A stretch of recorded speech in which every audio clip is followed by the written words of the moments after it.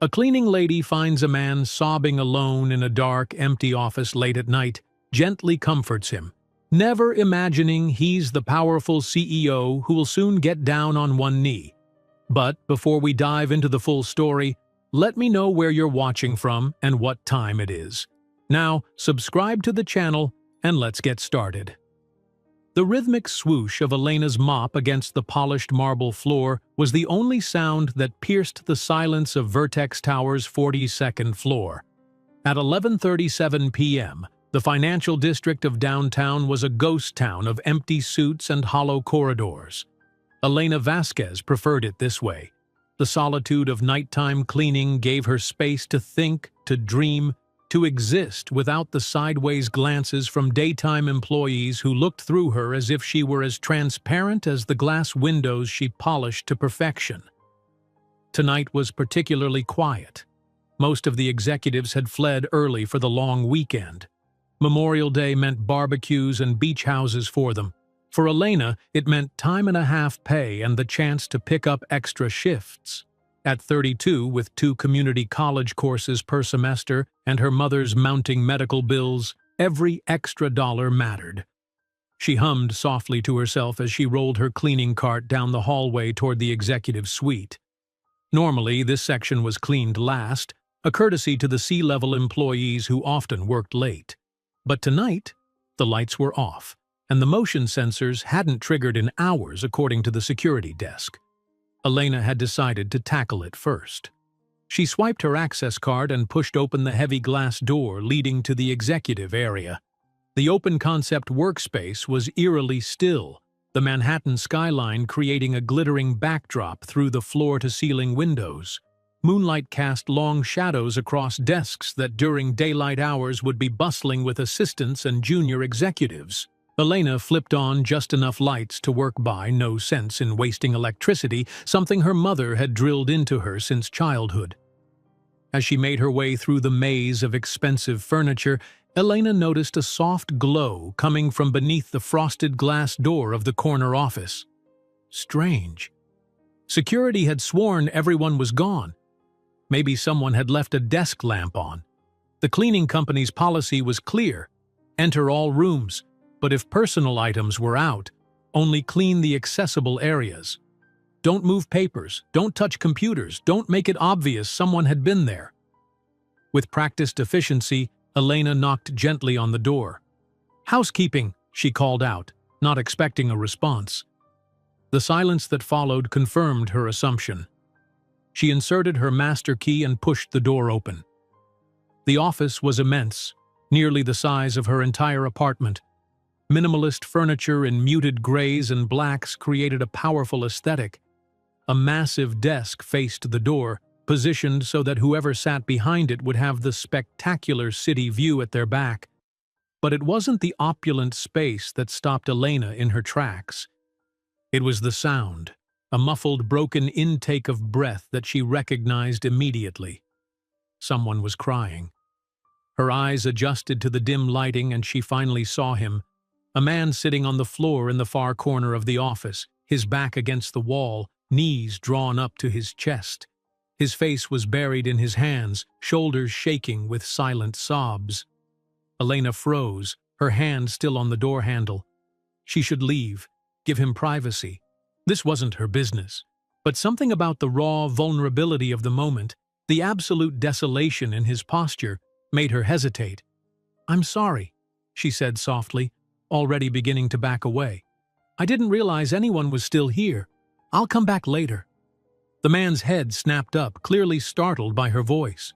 In the low light, Elena could make out a face that appeared to be in its early 40s. Strong jawline, slightly disheveled dark hair with distinguished touches of silver at the temples. His eyes, red-rimmed and swollen, reflected a pain so acute it was almost physical. "No, His voice cracked, and he cleared his throat. "I should go. This is your time to clean." He made no move to stand, as if the weight pressing down on him was too heavy to bear. Elena should have nodded and closed the door, should have moved on to the next office and given him time to compose himself. Instead, she stepped fully into the room, letting the door close behind her. Are you okay?" A foolish question. Obviously he wasn't, but it was all she could think to say. He let out a hollow laugh that contained no humor. "No, not really." He ran a hand through his hair, leaving it more disheveled than before. "But don't worry about it. Please, just pretend you didn't see me like this." Elena hesitated, then made a decision she couldn't fully explain even to herself. She set her cleaning caddy down by the door and walked over to the sleek kitchenette in the corner of the office. She opened a few cabinets until she found what she was looking for, a glass. She filled it with water from the filtered tap and walked over to where the man sat, crouching down to his level. "Here," she said, offering him the water. "My mother always says water helps when the world gets too heavy." He looked at her with surprise, as if he couldn't quite process this small act of kindness. After a moment, he accepted the glass, his fingers brushing against hers. "Thank you," he said, his voice steadier now. He took a long drink, then set the glass down on the floor beside him. "You didn't have to do that." Elena shrugged. "It's just water." "No, I mean, you didn't have to be kind. Most people would have backed away from the crazy man crying in his office at midnight." "It's only 11:45, Elena replied with a small smile. "And you don't seem crazy to me, just sad. There's a difference." His eyes, which she now noticed were an intense shade of gray, studied her face. There was something almost unsettling about his gaze, like he was trying to solve a complex equation. "What's your name?" he asked suddenly. "Elena. Elena Vasquez." "Elena," he repeated as if testing the sound of it. "I'm Alex." He hesitated slightly before giving his name, and Elena wondered if he was using a pseudonym, embarrassed to be caught in such a vulnerable moment.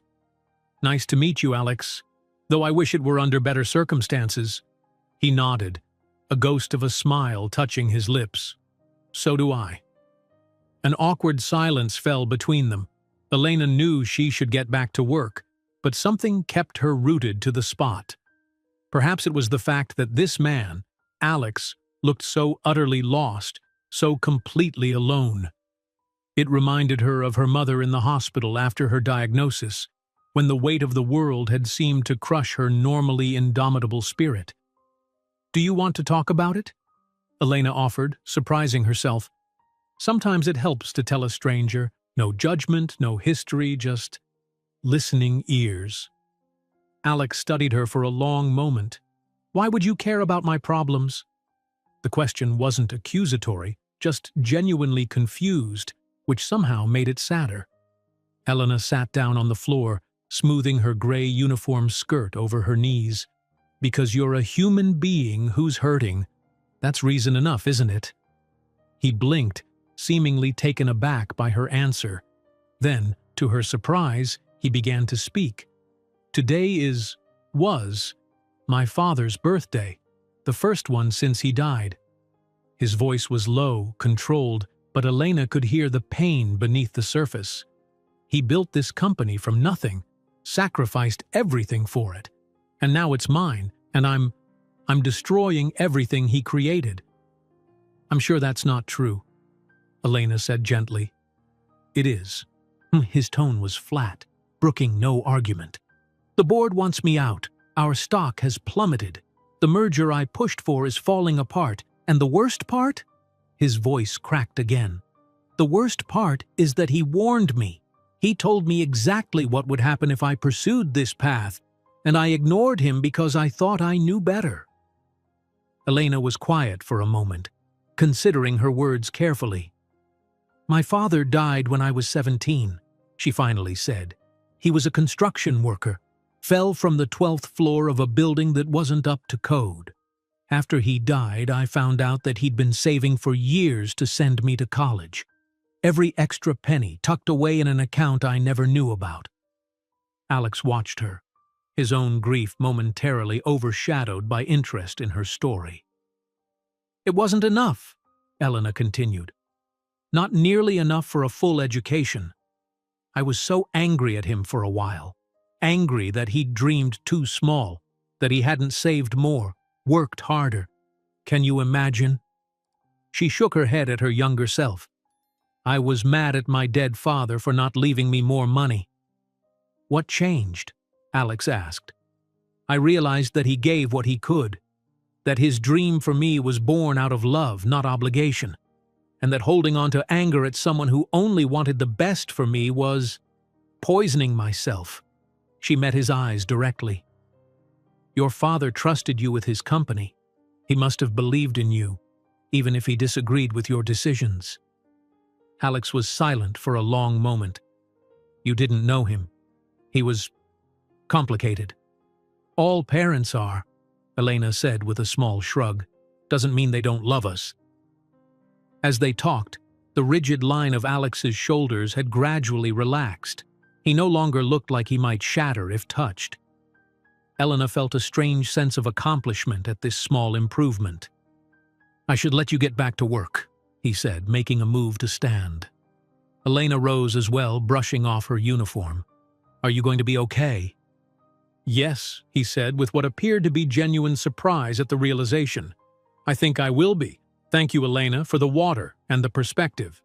Any time, she said, then added with a small smile, well, Monday through Friday, 10 p.m. to 6 a.m. at least.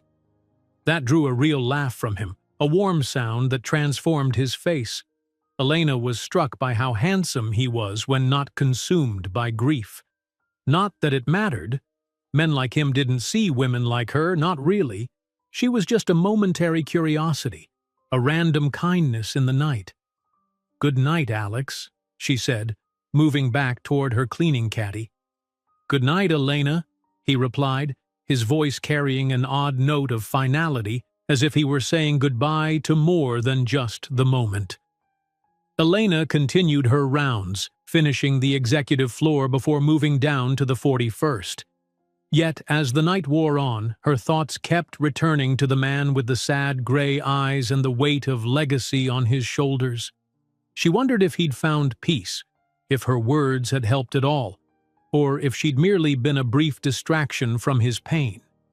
By the time her shift ended and the first hints of dawn were breaking over the city, Elena had almost convinced herself that the encounter would fade from her memory, just another strange moment in the liminal space of nighttime work.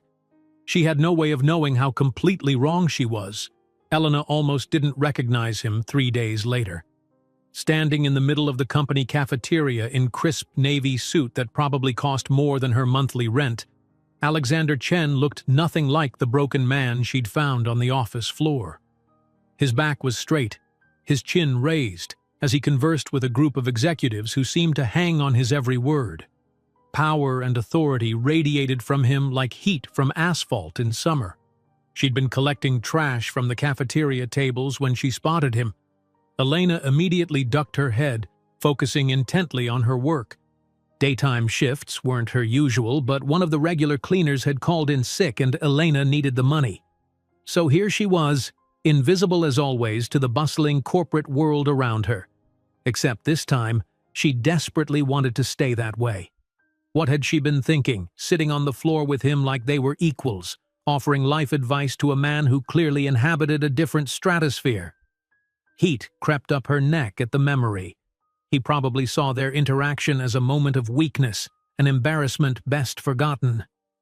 She methodically emptied the trash cans, keeping her back to the executive gathering. With any luck, she'd finish and be out of there before... Elena? The voice came from directly behind her. She closed her eyes briefly, caught between mortification and an inexplicable flutter in her chest. Slowly, she turned around. Up close, Alexander Chen was even more intimidating in his element.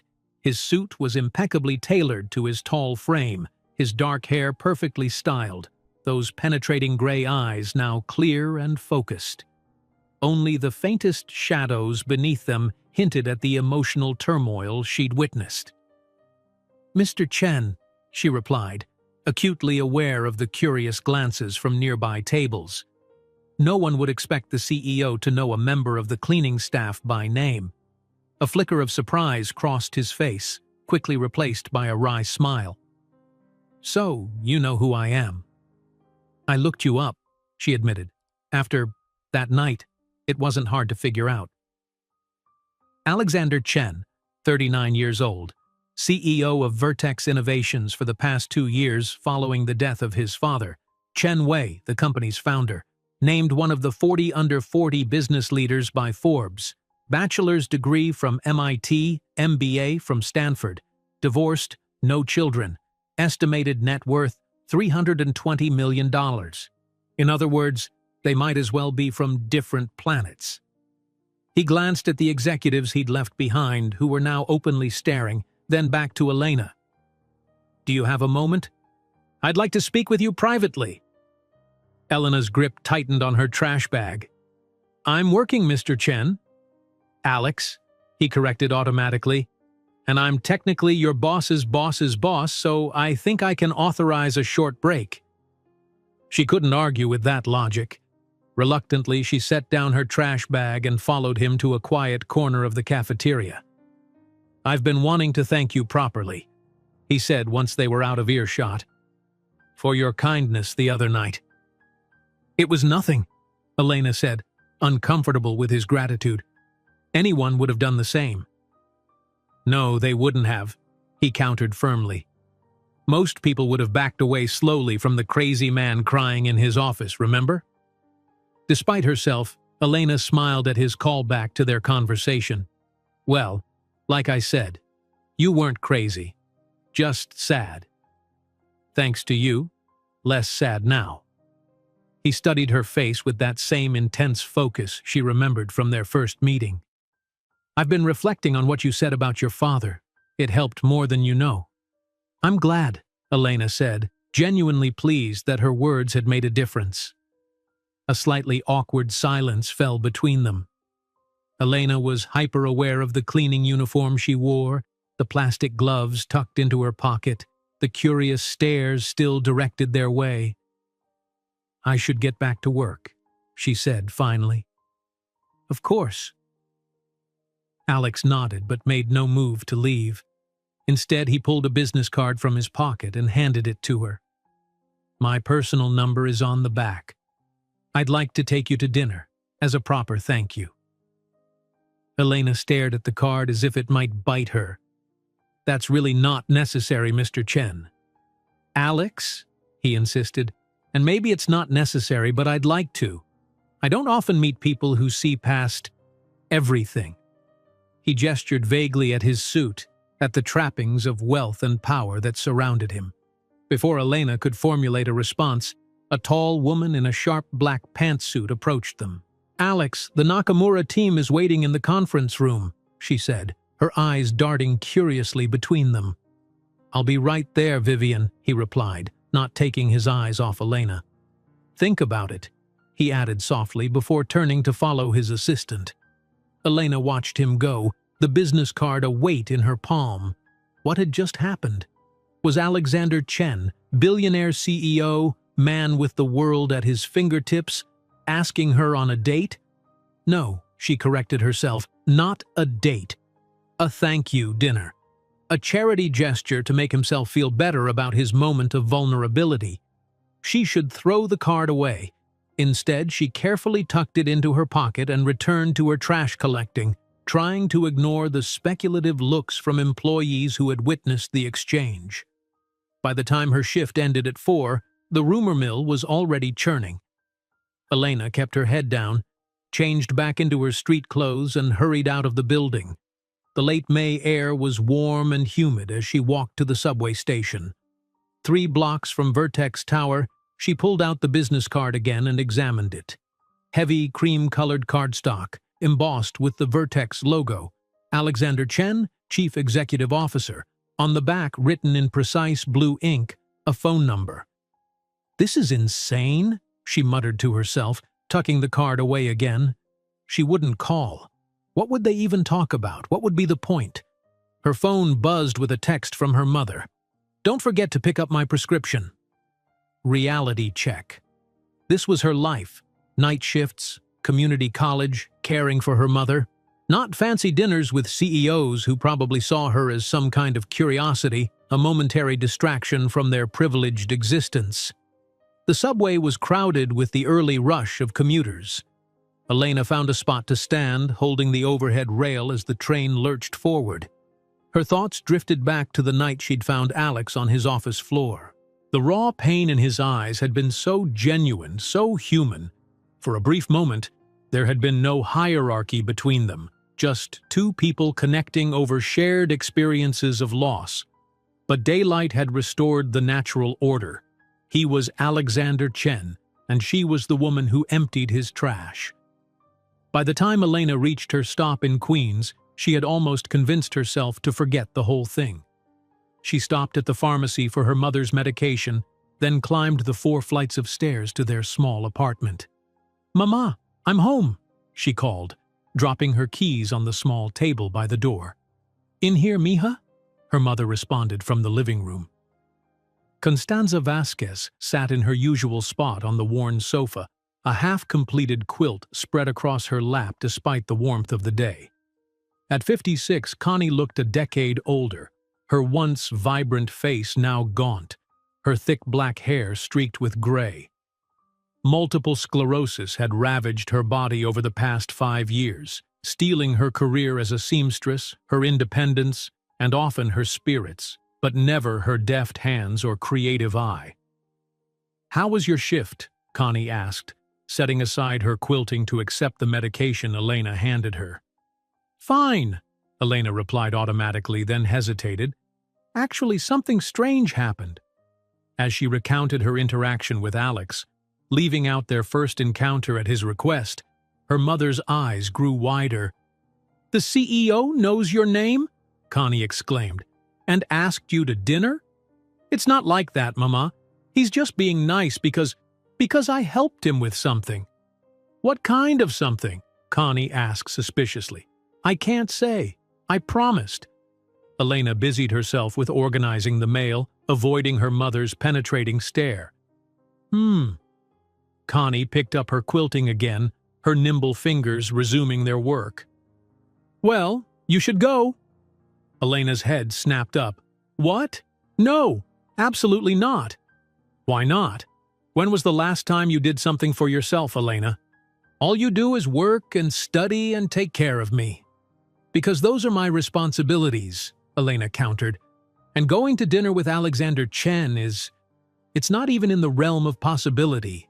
We have nothing in common, except that you helped him with this mysterious something, and he was moved enough to seek you out and thank you personally." Connie raised an eyebrow.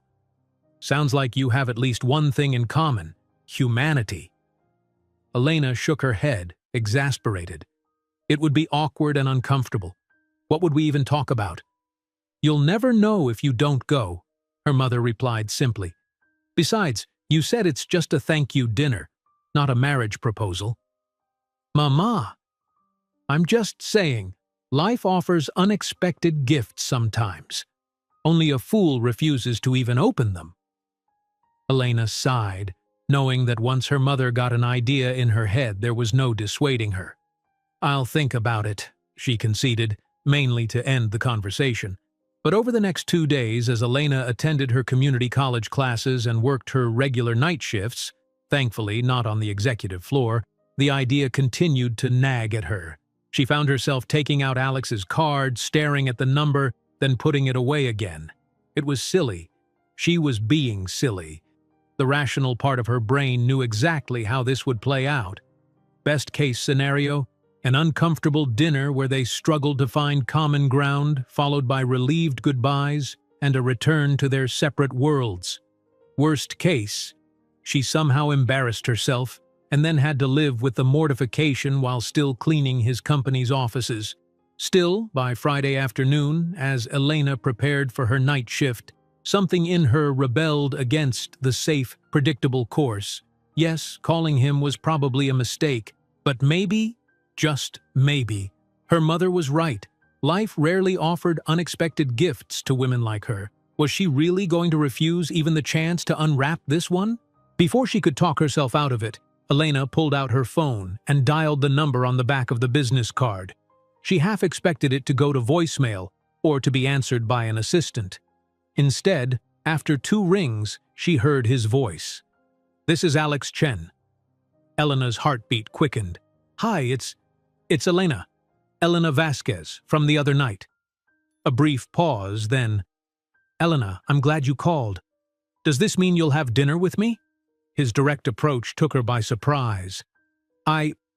I guess it does, but I should warn you, I don't exactly fit in at the kinds of restaurants someone like you probably goes to." "Someone like me?" She could hear the amusement in his voice. "I eat food, just like everyone else, but point taken. How about you let me worry about the restaurant and you just tell me when you're free?" Elena glanced at her calendar. "I have Monday night off," she said, immediately wondering if she was making a huge mistake. "Monday it is. I'll pick you up at 7? And just like that, Elena Vasquez had a dinner date with the CEO of Vertex Innovations. She gave him her address in a daze, hung up and stared at her phone, wondering what alternate universe she had just slipped into, and what on earth she was going to wear. Elena almost didn't recognize him 3 days later, standing in the middle of the company cafeteria in crisp navy suit that probably cost more than her monthly rent. Alexander Chen looked nothing like the broken man she'd found on the office floor. His back was straight, his chin raised, as he conversed with a group of executives who seemed to hang on his every word. Power and authority radiated from him like heat from asphalt in summer. She'd been collecting trash from the cafeteria tables when she spotted him. Elena immediately ducked her head, focusing intently on her work. Daytime shifts weren't her usual, but one of the regular cleaners had called in sick and Elena needed the money. So here she was, invisible as always to the bustling corporate world around her. Except this time, she desperately wanted to stay that way. What had she been thinking, sitting on the floor with him like they were equals, offering life advice to a man who clearly inhabited a different stratosphere? Heat crept up her neck at the memory. He probably saw their interaction as a moment of weakness, an embarrassment best forgotten.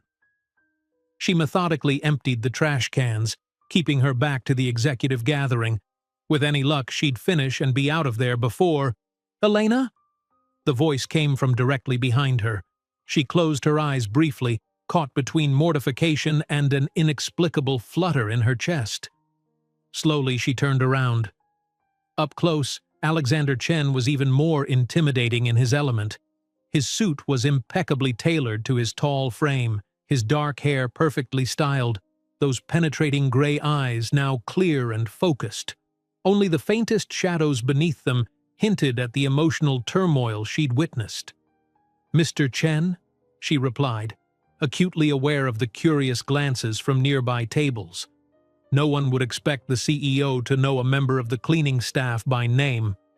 A flicker of surprise crossed his face, quickly replaced by a wry smile. "So you know who I am." "I looked you up," she admitted. "After that night, it wasn't hard to figure out." Alexander Chen, 39 years old, CEO of Vertex Innovations for the past 2 years following the death of his father, Chen Wei, the company's founder. Named one of the 40 under 40 business leaders by Forbes. Bachelor's degree from MIT, MBA from Stanford, divorced, no children, estimated net worth $320 million. In other words, they might as well be from different planets. He glanced at the executives he'd left behind, who were now openly staring, then back to Elena. "Do you have a moment? I'd like to speak with you privately." Elena's grip tightened on her trash bag. "I'm working, Mr. Chen." "Alex," he corrected automatically, "and I'm technically your boss's boss's boss, so I think I can authorize a short break." She couldn't argue with that logic. Reluctantly, she set down her trash bag and followed him to a quiet corner of the cafeteria. "I've been wanting to thank you properly," he said once they were out of earshot, "for your kindness the other night." "It was nothing," Elena said, uncomfortable with his gratitude. "Anyone would have done the same." "No, they wouldn't have," he countered firmly.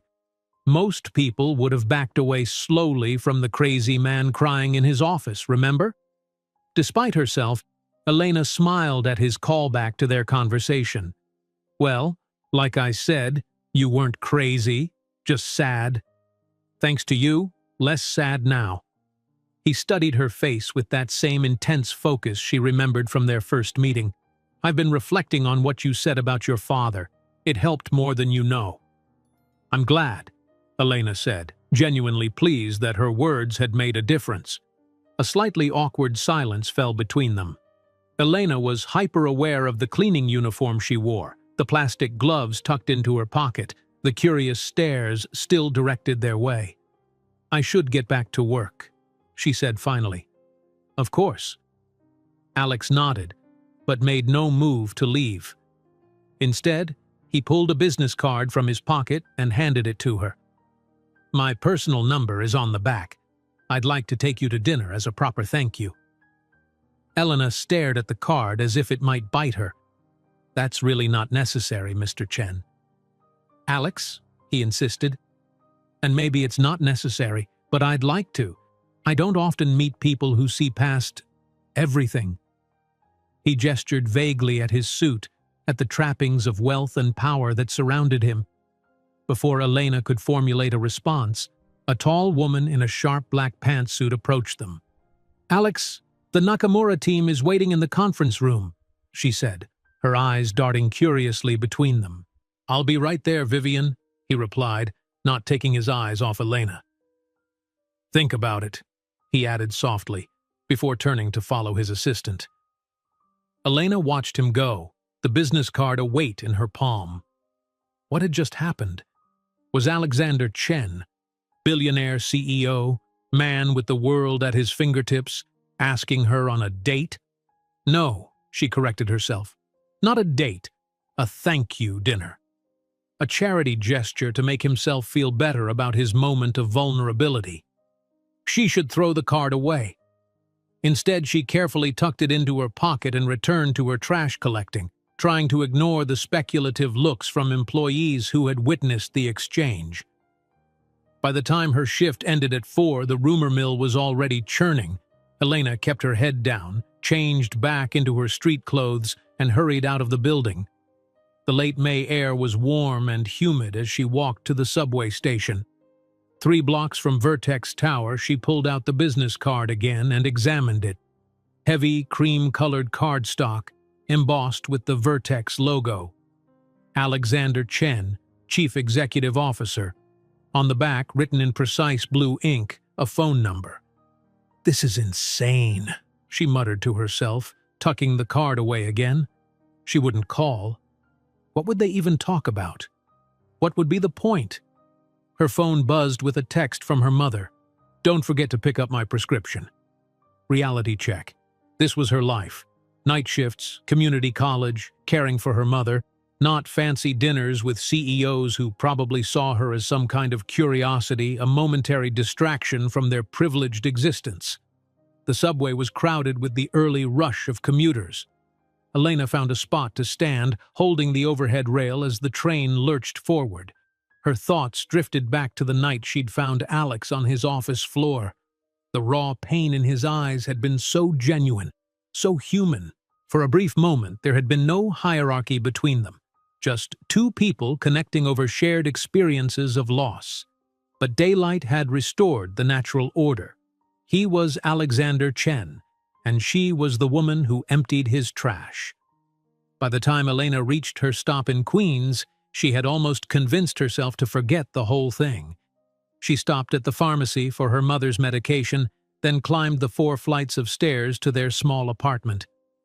"Mama, I'm home," she called, dropping her keys on the small table by the door. "In here, mija," her mother responded from the living room. Constanza Vasquez sat in her usual spot on the worn sofa, a half-completed quilt spread across her lap despite the warmth of the day. At 56, Connie looked a decade older, her once vibrant face now gaunt, her thick black hair streaked with gray. Multiple sclerosis had ravaged her body over the past 5 years, stealing her career as a seamstress, her independence, and often her spirits, but never her deft hands or creative eye. "How was your shift?" Connie asked, setting aside her quilting to accept the medication Elena handed her. "Fine," Elena replied automatically, then hesitated. Actually, something strange happened. As she recounted her interaction with Alex, leaving out their first encounter at his request, her mother's eyes grew wider. "The CEO knows your name?" Connie exclaimed. "And asked you to dinner?" "It's not like that, Mama. He's just being nice because I helped him with something." "What kind of something?" Connie asked suspiciously. "I can't say, I promised." Elena busied herself with organizing the mail, avoiding her mother's penetrating stare. Connie picked up her quilting again, her nimble fingers resuming their work. "Well, you should go." Elena's head snapped up. "What? No, absolutely not. Why not? When was the last time you did something for yourself, Elena? All you do is work and study and take care of me." "Because those are my responsibilities," Elena countered.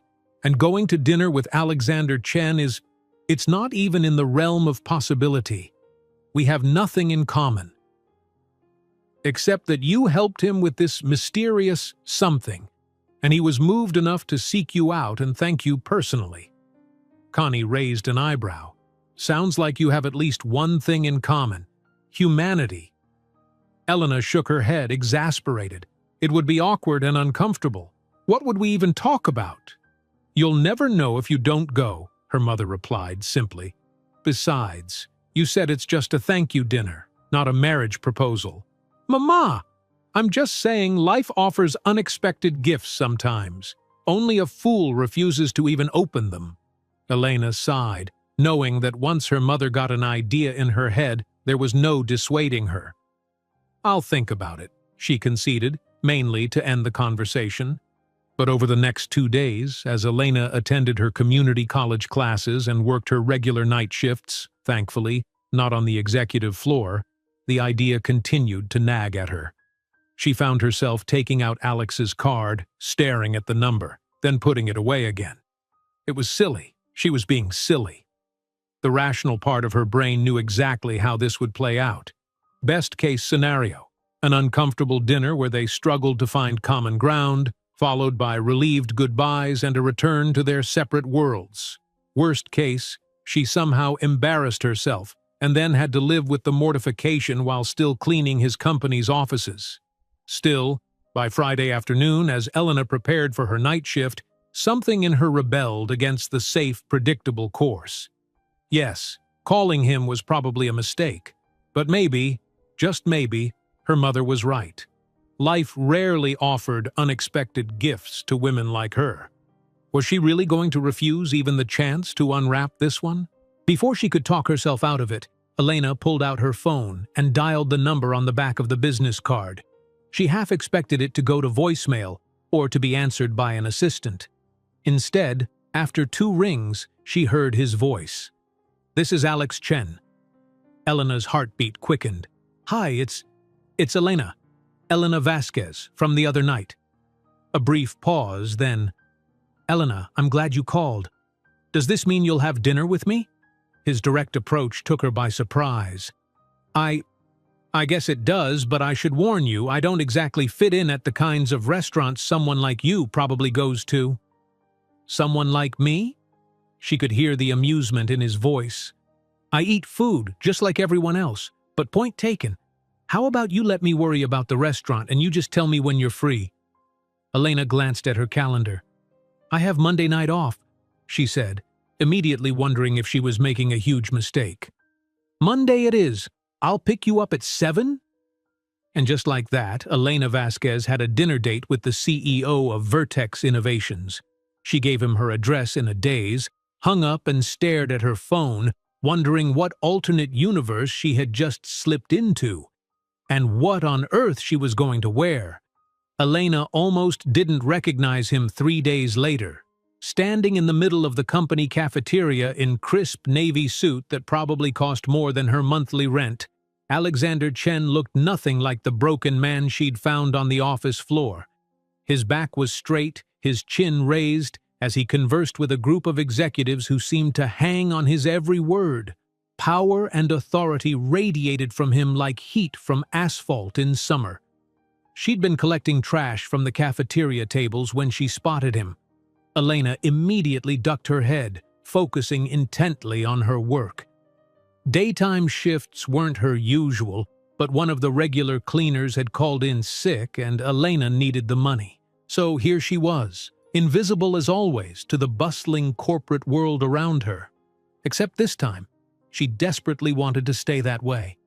What had she been thinking, sitting on the floor with him like they were equals, offering life advice to a man who clearly inhabited a different stratosphere? Heat crept up her neck at the memory. He probably saw their interaction as a moment of weakness, an embarrassment best forgotten. She methodically emptied the trash cans, keeping her back to the executive gathering. With any luck, she'd finish and be out of there before… "Elena?" The voice came from directly behind her.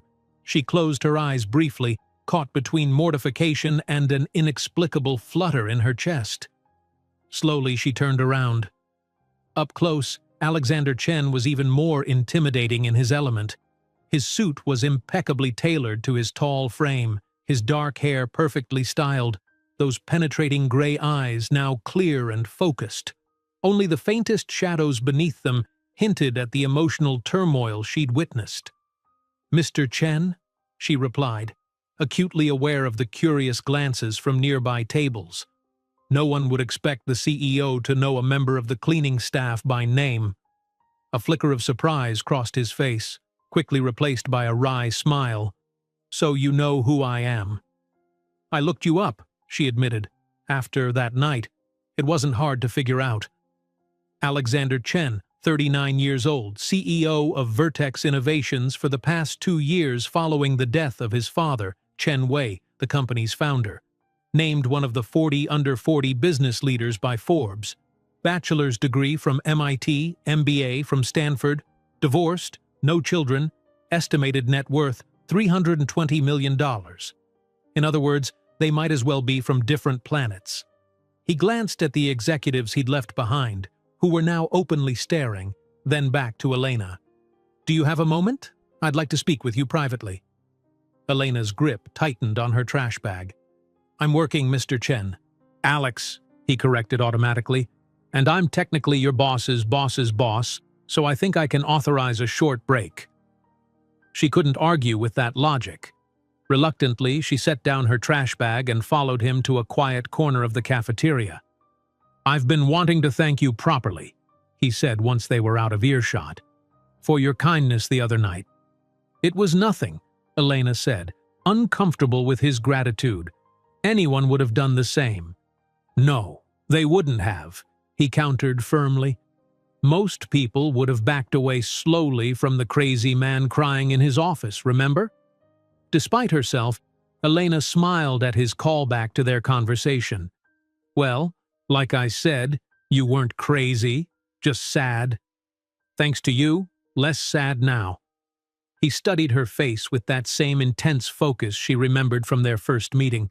"I've been reflecting on what you said about your father. It helped more than you know." "I'm glad," Elena said, genuinely pleased that her words had made a difference. A slightly awkward silence fell between them. Elena was hyper-aware of the cleaning uniform she wore, the plastic gloves tucked into her pocket, the curious stares still directed their way. "I should get back to work," she said finally. "Of course." Alex nodded, but made no move to leave. Instead, he pulled a business card from his pocket and handed it to her. "My personal number is on the back. I'd like to take you to dinner as a proper thank you." Elena stared at the card as if it might bite her. "That's really not necessary, Mr. Chen." "Alex," he insisted. "And maybe it's not necessary, but I'd like to. I don't often meet people who see past everything." He gestured vaguely at his suit, at the trappings of wealth and power that surrounded him. Before Elena could formulate a response, a tall woman in a sharp black pantsuit approached them. "Alex, the Nakamura team is waiting in the conference room," she said, her eyes darting curiously between them. "I'll be right there, Vivian," he replied, not taking his eyes off Elena. "Think about it," he added softly before turning to follow his assistant. Elena watched him go, the business card await in her palm. What had just happened?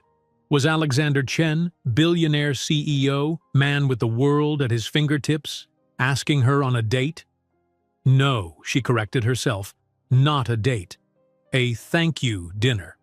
A charity gesture to make himself feel better about his moment of vulnerability? She should throw the card away.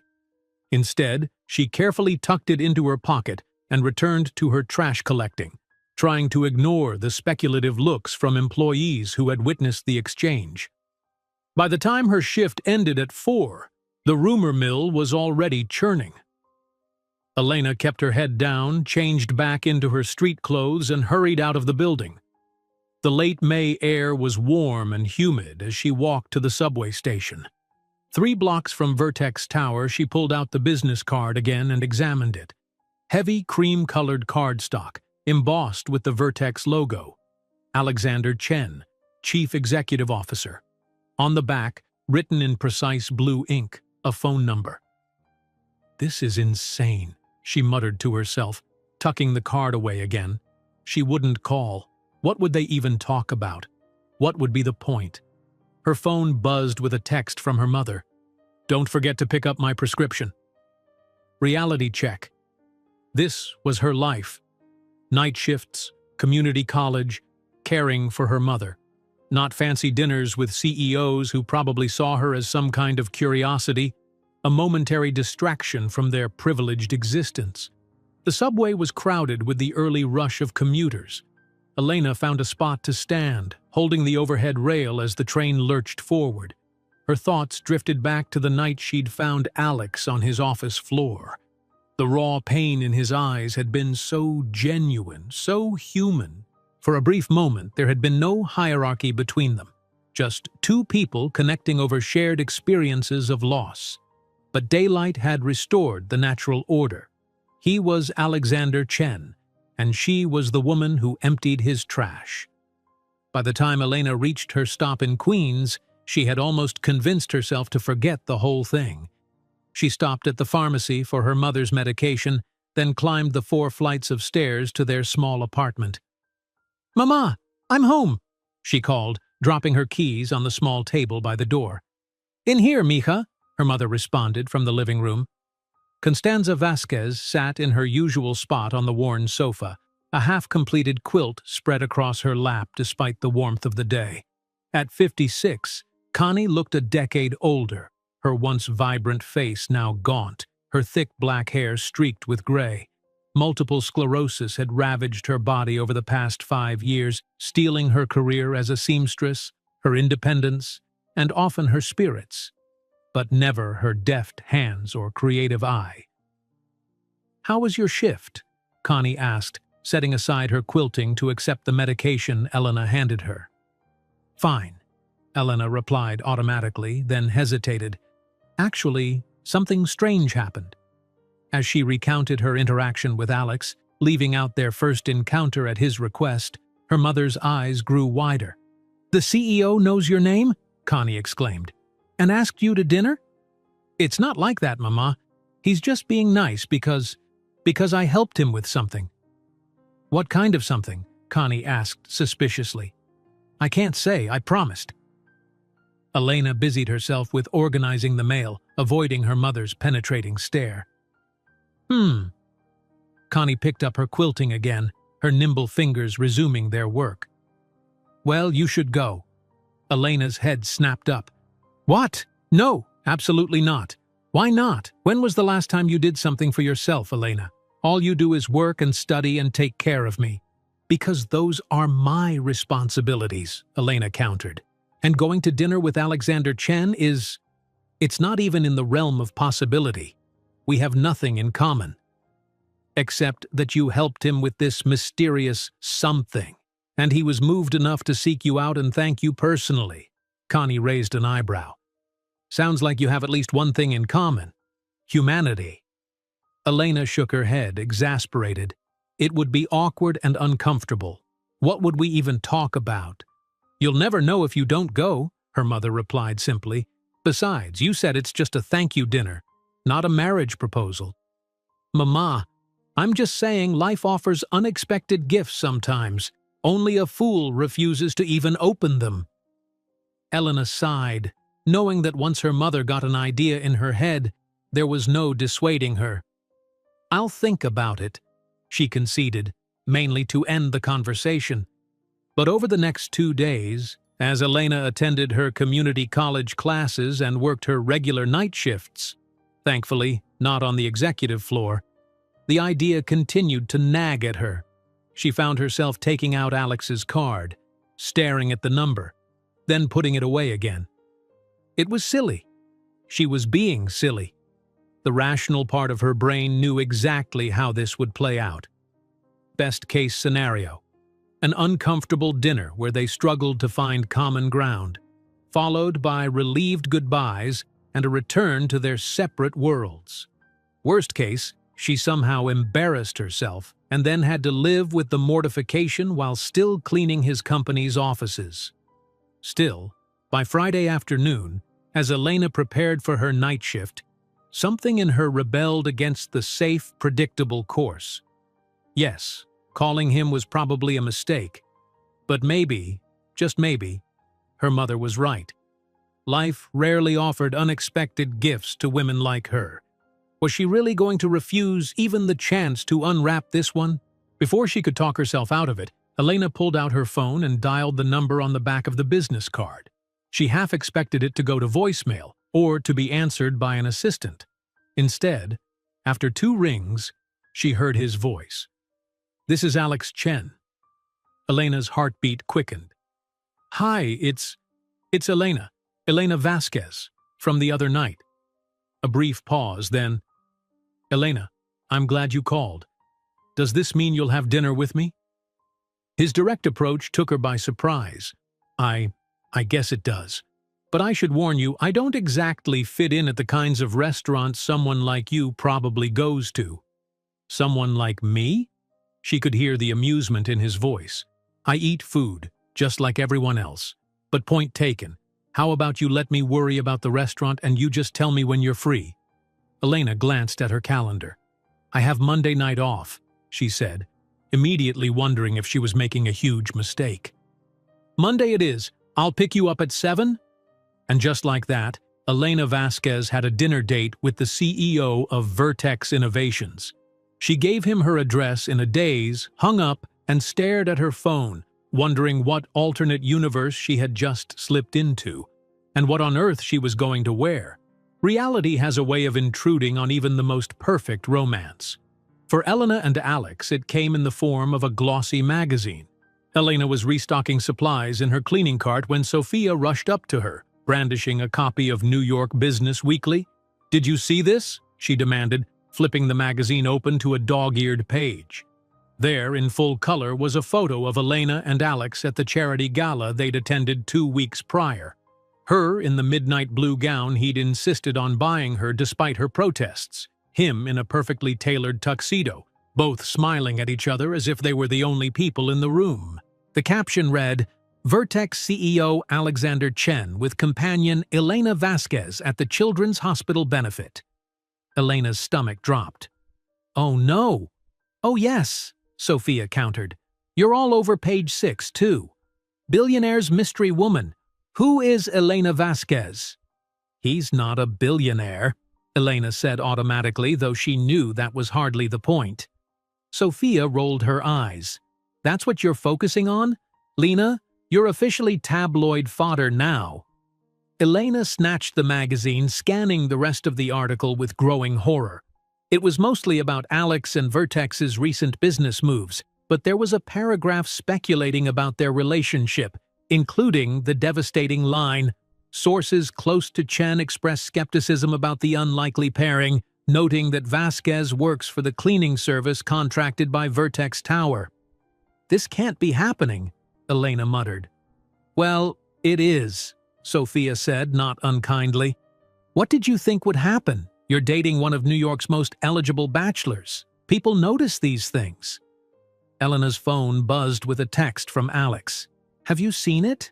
I'm so sorry. Can I come over tonight?" She quickly replied, "Yes to both," before turning back to Sophia. This will blow over, right? No one actually cares who Alex dates." Sophia's expression was pitying. "Honey, everyone cares who Alex dates, especially when it's not who they expected." Throughout her shift, Elena felt eyes on her. Whispers followed her from floor to floor. Even people who had never acknowledged her existence before suddenly found reasons to linger near her cleaning cart or study her with newfound curiosity. By the time she got home, Elena was exhausted from the scrutiny. She barely had time to change into jeans and a t-shirt before Alex arrived, looking uncharacteristically disheveled. "I'm so sorry," he said as soon as she opened the door. "I knew there was a photographer at the gala, but I never thought they'd focus on us like this." Elena led him to the couch. "It's okay. It was bound to happen eventually, right?" Alex ran a hand through his hair. "Yes, but I hope to prepare you better. The press can be invasive once they latch onto a story." "Have they been bothering you?" "Nothing I can't handle, but I'm worried about you. And your mother." As if on cue, Connie emerged from her bedroom. "I heard voices." "Ah, Alex, you're here to discuss your newfound celebrity status?" Her tone was teasing, but Elena could see the concern in her eyes. "Something like that," Alex replied with a weak smile. "Mrs. Vasquez, I want to assure you that I'll do everything I can to protect Elena's privacy." Connie waved dismissively. "I'm not worried about that. Elena is stronger than both of us combined. I'm more concerned about what this means for your relationship." "Mama," Elena protested, "this doesn't change anything." Both Alex and Connie looked at her with identical expressions of fond exasperation. "Of course it changes things, Mija," Connie said gently. "The world now knows about you two, and the world has opinions about everything, especially about who belongs with whom." Alex moved closer to Elena on the couch, taking her hand. "Your mother's right. Things will be different now. But my feelings for you haven't changed." He looked directly at Connie. "I love your daughter, Mrs. Vasquez. I'll do whatever it takes to make this work." Connie studied him for a long moment, then nodded. "Good. Now, I'll leave you two to talk. I have a telenovela to catch up on." She retreated to her bedroom, closing the door firmly behind her. Elena leaned against Alex's shoulder, taking comfort in his solid presence. "So what do we do now?" "We have options," he said, his thumb tracing circles on her palm. "We could try to keep a lower profile for a while, let the interest die down. Or we could go the opposite direction, make a brief statement, control the narrative. What would we even say? Yes, the billionaire and the cleaning lady are dating, nothing to see here?" Alex winced. "You're not the cleaning lady. You're Elena Vasquez, the most remarkable woman I've ever met, who happens to work for a cleaning service while putting herself through nursing school and caring for her mother." Elena smiled despite herself. "That's a bit long for a press release. The point is we don't have to let them define who you are or what our relationship means." His expression turned serious. "But I also understand if you want to step back. This isn't what you signed up for." The thought of stepping back, of losing what they'd built together, was physically painful. "No," Elena said firmly. "I'm not going anywhere. We'll figure this out." Alex's smile was radiant. "Together," he agreed, leaning in to kiss her. But figuring it out proved harder than either of them anticipated. The following days brought a flurry of attention. Photographers waiting outside her apartment building, emails from reporters requesting interviews, even a few cleaning clients asking her invasive questions about Alex. Elena did her best to ignore it all, but the strain began to show. She jumped at unexpected sounds, constantly checking over her shoulder. Sleep became elusive, and her grades suffered as she struggled to concentrate on her studies. Alex's protective instincts went into overdrive. He hired a security consultant to advise Elena on privacy measures. He called her hourly to check in. He even offered to put her and Connie up in a hotel until the attention died down, an offer Elena firmly declined.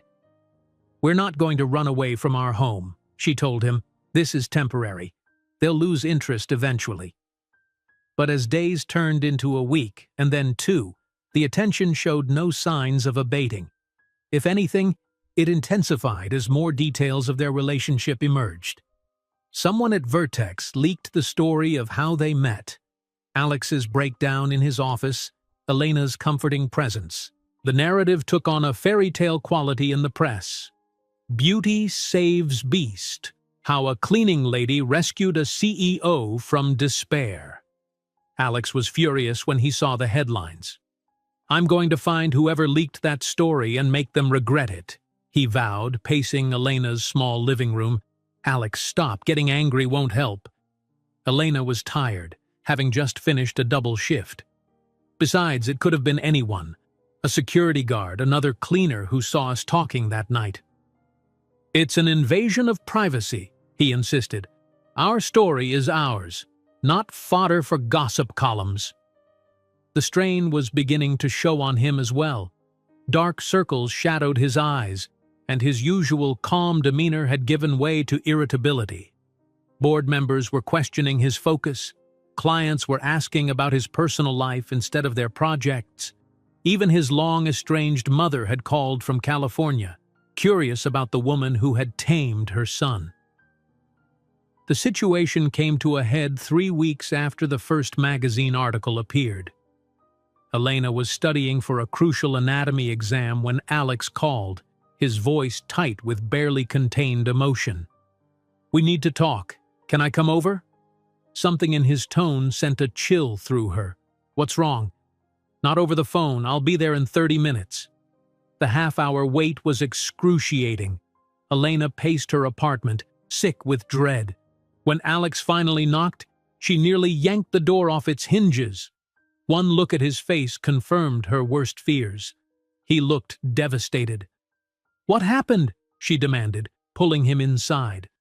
Alex ran both hands through his hair, a gesture she now recognized as a sign of extreme stress. "The board called an emergency meeting today. They're concerned about the company's image, about my judgment and focus." He practically spat the words. "Apparently, my relationship choices are affecting investor confidence." Elena's heart sank. "Because of me?" "No," Alex said fiercely. "Because they're stuck in the last century, obsessed with appearance over substance." He took a deep breath. "But there's more. Someone leaked your personnel file to the press, your address, your work history, everything." Horror washed over her. "How is that even possible?" "I don't know yet, but I promise you I'll find out." His expression was murderous. "In the meantime, I've arranged for private security for you and your mother." "Alex, we can't afford—" "I'm paying for it," he interrupted. "This isn't up for debate, Elena. My relationship with you has put you at risk. I have to protect you." The implication of his words hit her like a bucket of cold water. "Your relationship with me," she repeated. "Is that what we're calling it now?" Alex looked confused. "What are you talking about? You keep saying you need to protect me, like I'm some helpless damsel who can't handle difficult situations. I've been handling difficult situations my entire life, Alex, without security details or emergency board meetings or any of the resources you take for granted." "That's not fair," he protested. "I'm trying to help." "Are you? Or are you trying to manage a problem? Is that what I am now? A problem that's affecting investor confidence?" The fear and stress of the past weeks crystallized into a sharp anger. "Of course not. How can you even think that?" "Because everything since that damn article has been about damage control. Your reputation, your company, your board's concerns. When do we talk about us? About whether what we have is strong enough to withstand this kind of pressure?" Alex looked stricken. "I thought that was a given." "I love you, Elena." "Love isn't always enough," she said, hating the words even as they left her mouth. "Not when the whole world seems determined to remind us how different our lives are." "So what are you saying?" His voice was barely above a whisper. Elena wrapped her arms around herself, suddenly cold. "I don't know. Maybe we need to take a step back. Give ourselves space to think clearly." Is that what you want? The vulnerability in his eyes nearly broke her. No, she admitted. What I want is for none of this to be happening. I want to go back to when it was just us, figuring things out together, without the whole world watching and judging. Alex moved toward her, gathering her hands in his. We can still have that, Elena. We just need to weather this storm. It will pass, I promise. She wanted desperately to believe him, but the doubt had taken root, feeding on her deepest insecurities. And what if it doesn't? What if this is just the beginning of all the ways the world will try to tell us we don't belong together? Then we prove them wrong. His voice was steady, certain. Every day, in every way possible, we show them that what we have is real, that it matters more than their expectations or prejudices. Elena looked into his eyes, searching for doubt, for hesitation. She found none, only unwavering determination. It won't be easy, she warned. Nothing worth having ever is. He pulled her into his arms, holding her as if she might disappear. I'm not giving up on us, Elena. Not for the board, not for public opinion, not for anything. She clung to him, desperately wanting to share his certainty. But as she closed her eyes, resting her head against his chest, a voice in the back of her mind whispered that the hardest tests were yet to come. The promised security detail arrived the next morning, a discreet but unmistakable presence outside Elena's apartment building. She felt a complicated mix of gratitude and resentment every time she passed the professionally bland man in the sedan parked across the street. Alex was true to his word. He didn't back down from their relationship, didn't try to hide it or minimize it in the face of corporate pressure. If anything, he became more steadfast, more determined to prove that they belonged together despite their different backgrounds. He issued a brief statement to the press, acknowledging their relationship while firmly requesting privacy. When a particularly vicious gossip column suggested Elena was a gold digger who had strategically positioned herself to catch his attention, Alex personally called the editor and threatened legal action unless they printed a retraction and apology. But the strain continued to build. Elena was forced to take a leave of absence from her cleaning job at Vertex Tower after other employees complained about the awkwardness of her dating their boss. The cleaning company offered her placement at a different building, but the schedule conflicted with her classes. I'll support you financially until you finish school, Alex offered when she told him. They were having dinner at his penthouse, the Manhattan skyline glittering through the floor-to-ceiling windows. Absolutely not, Elena replied immediately. I've been taking care of myself since I was 17. I'm not about to become dependent on anyone, not even you. It's not dependency, it's support. Partners support each other. With what I bring to the table? What exactly am I supporting you with, Alex? The question came out sharper than she intended, laced with all her insecurities. Alex set down his fork, his expression serious. Perspective, balance, reminding me that there's a world outside boardrooms and balance sheets, not to mention emotional intelligence that half my executive team lacks. His voice softened. You've made me a better CEO, Elena, and a better person. The sincerity in his eyes melted her resistance. That's sweet, but it doesn't pay the bills. What if... Alex hesitated, then forged ahead. What if I create a scholarship for working students? Not just for you, for anyone in your situation. You would qualify legitimately, and it would help others too. Elena considered the proposal. It was a generous compromise, one that spoke to his understanding of her pride. I'd have to apply like everyone else? No special treatment? Absolutely, though I might recuse myself from the selection committee, he added with a small smile. I could live with that, Elena conceded. But I'm still going to find another job, part-time at least. Alex knew better than to argue. Instead, he reached across the table and took her hand. Have I told you lately how remarkable you are? Not in the last hour or so, she teased, the tension between them easing. It was moments like these, intimate, honest, partnership in its purest form, that reinforced Elena's belief in their relationship. Despite the external pressures, despite the differences in their backgrounds and resources, they understood each other in ways that mattered. The scholarship program came together with impressive speed, a testament to Alex's influence and determination. By the end of the month, Elena had applied and been accepted, allowing her to reduce her work hours and focus more on her studies. She found a weekend position at a local hospital, working as a nursing assistant. Better experience for her future career anyway, she reasoned.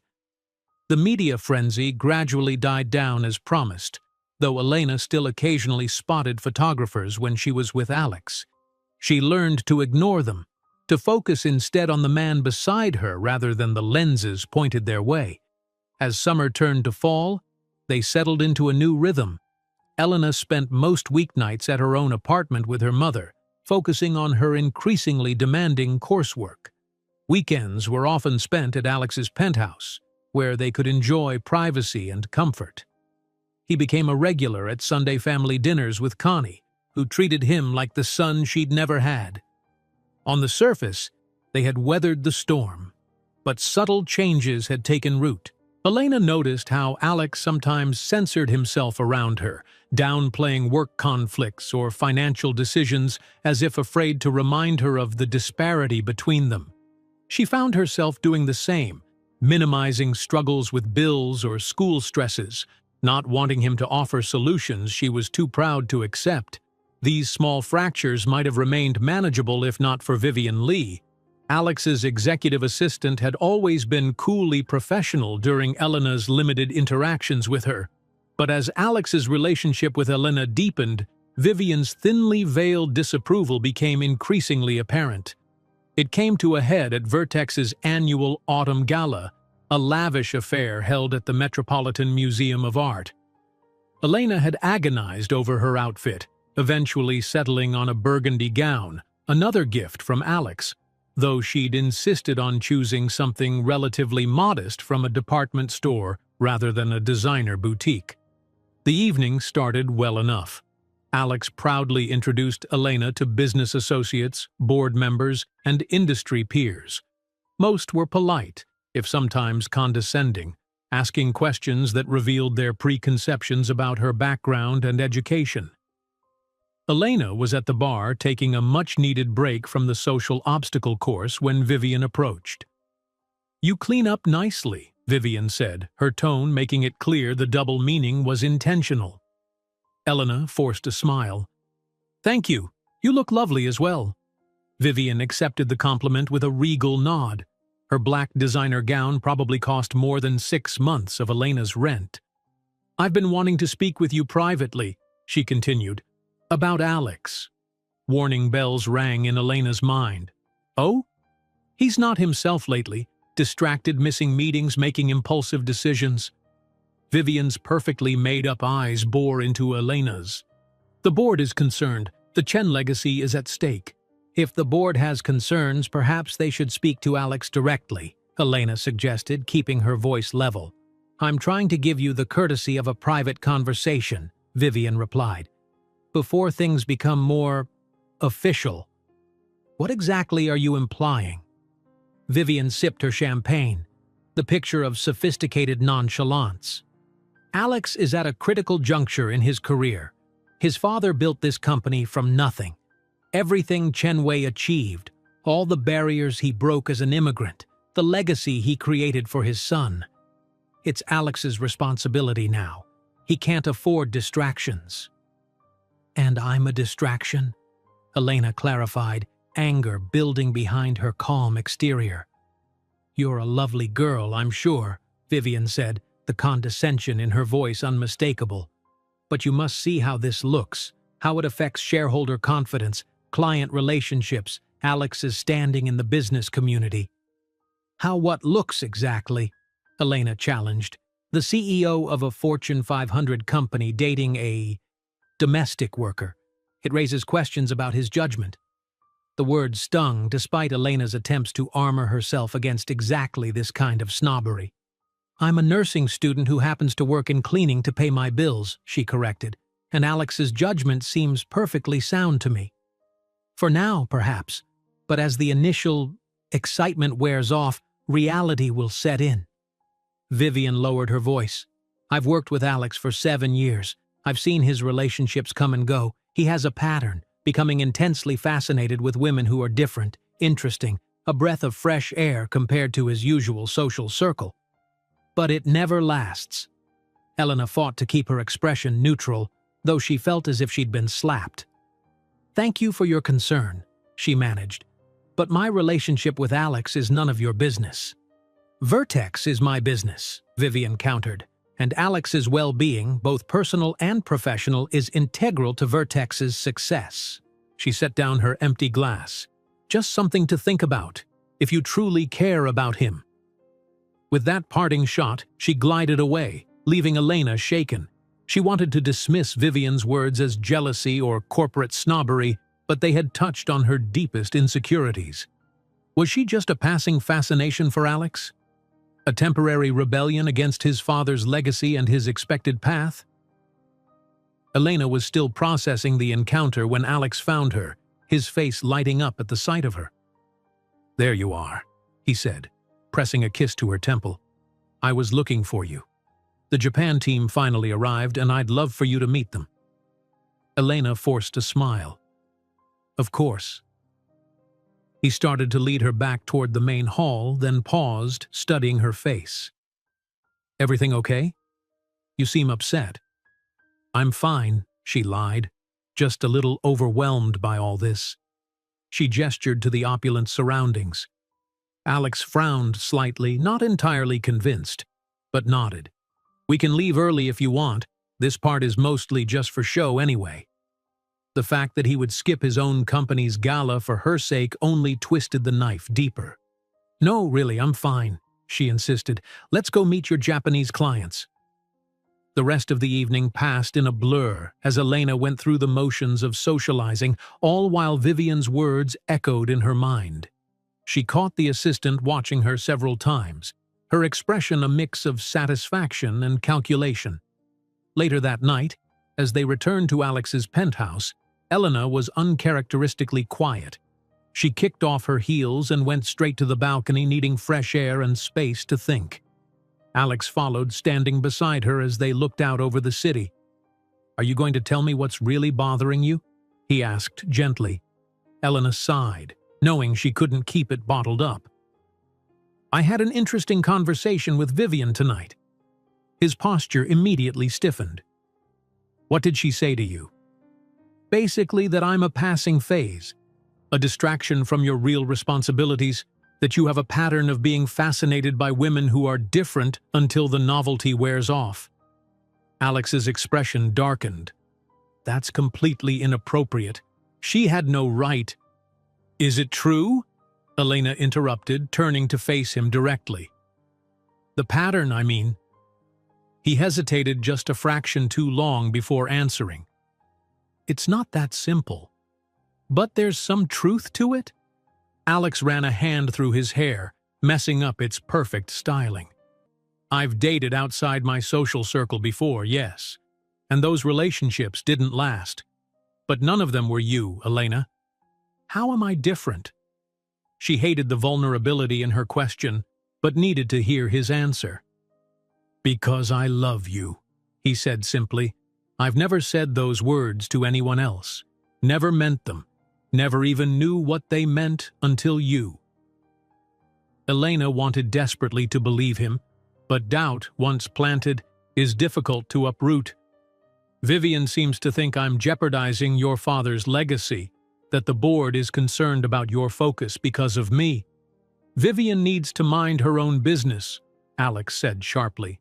And as for my father's legacy, maybe it's time I defined that for myself instead of letting others dictate what it should be. What does that mean? Alex took her hands in his. It means that I'm tired of living my life according to other people's expectations. My father's, the board's, the business community's. I've spent my entire adult life trying to be the perfect son, the perfect CEO, following a script written by someone else. His eyes were intense, almost feverish. You've helped me see that there's more to life than that. that I deserve happiness on my own terms." The raw emotion in his voice nearly undid her. "Alex, I don't want to come between you and your responsibilities." "You're not. You're helping me understand what those responsibilities really are, to myself, to the people I love, not just to a corporate bottom line." He pulled her close, resting his forehead against hers. "Don't let Vivian or anyone else make you doubt what we have, Elena. It's real. It's the most real thing in my life." Elena melted into his embrace, letting his certainty wash over her doubts. But as she closed her eyes, Vivian's words still lingered at the edges of her consciousness, a shadow she couldn't quite banish. The Vertex Innovations holiday party was legendary in corporate circles, an extravagant celebration held at the Plaza Hotel with no expense spared. Live entertainment, gourmet food stations, an open bar featuring rare spirits, ice sculptures, and a guest list that read like a who's who of Manhattan power players. Alex had been looking forward to introducing Elena to this side of his world, proudly showing her off to everyone who mattered in his professional sphere. But as the date approached, Elena found herself increasingly anxious about attending. "What if I use the wrong fork?" she half-joked to Sophia during a rare afternoon coffee date. "Or say something that makes him look bad in front of important people." Sophia rolled her eyes. "You've been to fancy events with him before. The Met Gala, that charity auction. What's different about this one?" Elena stirred her latte, considering. "This is his company. These are the people he works with every day, his father's old colleagues, people who knew him as a child. It just feels higher stakes somehow." "You're overthinking it," Sophia insisted. "Alex loves you exactly as you are. He's not expecting you to suddenly transform into some society princess." But the doubt lingered, especially after Elena overheard Alex on the phone with a board member, reassuring them that Elena understands the importance of making a good impression. It was a harmless comment, she knew, but combined with Vivian's warnings and her own insecurities, it took root in her mind. The night of the party, Elena spent hours getting ready, grateful that her mother's skills with a needle had transformed a basic black dress into something that looked almost designer with strategic alterations and carefully placed beading. She'd splurged on professional hairstyling and watched YouTube tutorials to perfect her makeup. When Alex arrived to pick her up, his appreciative whistle confirmed her efforts had paid off. "You look absolutely stunning," he said, spinning her gently to admire the full effect. Connie, watching from her armchair, beamed with pride. "Doesn't she? My talented daughter." "The dress is beautiful too, Mrs. Vasquez," Alex added, recognizing Connie's handiwork. "You have remarkable skill." "Flattery will get you everywhere, young man," Connie replied with a wink. "Now take my daughter to your fancy party and show all those corporate types what real class looks like." In the car, Elena was uncharacteristically quiet, mentally rehearsing appropriate small talk and reminding herself of table etiquette rules she'd frantically Googled the night before. Alex reached over and took her hand. "You know you don't have to be nervous, right? Everyone's going to love you." "I just want to make a good impression," Elena said. "These people are important to you." "You're what's important to me," he corrected. "This is just a party. Have fun, be yourself, and if anyone makes you uncomfortable, we'll leave." The plaza was transformed for the occasion, its already opulent ballroom enhanced with thousands of twinkling lights, massive floral arrangements, and subtle Vertex branding. A string quartet played in one corner, while waiters circulated with champagne and canapes. Elena took a deep breath as they entered, squeezing Alex's hand for reassurance. He smiled down at her, his gray eyes warm with affection, and for a moment her anxiety receded. Whatever happened tonight, she had this man who somehow saw past all their differences to love her completely. The first hour went surprisingly well. Alex kept her by his side as he made the rounds, introducing her to colleagues and clients who were, for the most part, polite and welcoming. Elena found herself relaxing as she realized she could handle the small talk and social niceties required. "Alex, there you are!" A booming voice interrupted their conversation with a software developer. Elena turned to see an older Asian man approaching, his arms outstretched. "I've been looking all over for you, boy." Alex's face lit up with genuine pleasure. "Uncle James, I didn't know you were back from Singapore." The men embraced warmly before Alex turned to Elena. "Elena, this is James Lee, my father's oldest friend, and my unofficial uncle. Uncle James, this is Elena Vasquez, my girlfriend." James studied her with keen eyes that missed nothing. "So you're the one who's been making our boy smile again," he said, taking her hand in both of his. "It's a pleasure to meet you, young lady." "The pleasure is mine, Mr. Lee," Elena replied, immediately warming to his genuine manner. "James, please. Mr. Lee was my father, and even he preferred James." He turned back to Alex. The boards gathered in the small reception room. "Victor says there's something urgent to discuss." Alex frowned. "Tonight? It's a holiday party." James shrugged apologetically. "You know Victor. Any opportunity to assert his authority? He says it can't wait." Elena could see the frustration in Alex's expression. "You should go," she encouraged. "I'll be fine mingling for a while." "Are you sure?" Alex asked. "I can tell them to wait." "Absolutely." She put on her most confident smile. "Go handle your board. I'll be right here when you're done." Alex kissed her cheek. "I'll be as quick as I can. Find me if you need anything." As he walked away with James, Elena felt a momentary pang of anxiety at being left alone, but she squared her shoulders and headed toward the bar for another glass of champagne. She was a grown woman, perfectly capable of navigating a party by herself for a few minutes. "All alone?" a familiar voice inquired as she waited for her drink. "Alex does have a habit of prioritizing business, doesn't he?" Elena turned to find Vivian beside her, resplendent in a sleek silver gown that probably cost more than Elena's entire wardrobe. "It's a work function," Elena replied evenly. "I'd be worried if he didn't take his responsibilities seriously." Vivian murmured, accepting a martini from the bartender. "You're very understanding. But then, you'd have to be. Dating someone like Alex." "Someone like Alex?" Elena repeated, her tone carefully neutral despite the warning bells ringing in her head. "Someone whose life belongs more to his company, his legacy, than to himself." Vivian took a delicate sip of her drink. "It's the burden of greatness, I suppose, always having to consider the bigger picture." Before Elena could formulate a response, they were joined by a striking woman with expertly styled silver hair and a regal bearing. "Vivian, darling, I've been looking everywhere for you," the woman said, air-kissing Vivian's cheek. Her gaze fell on Elena with undisguised curiosity. "And who is your friend?" "Eleanor, this is Elena Vasquez," Vivian introduced, a subtle emphasis on Elena's last name. "Alex Chen's girlfriend. Elena, this is Eleanor Whitfield. Her husband sits on our board." Recognition flickered in Eleanor's eyes. "Ah, yes, the cleaning girl, how fascinating." Elena's spine stiffened.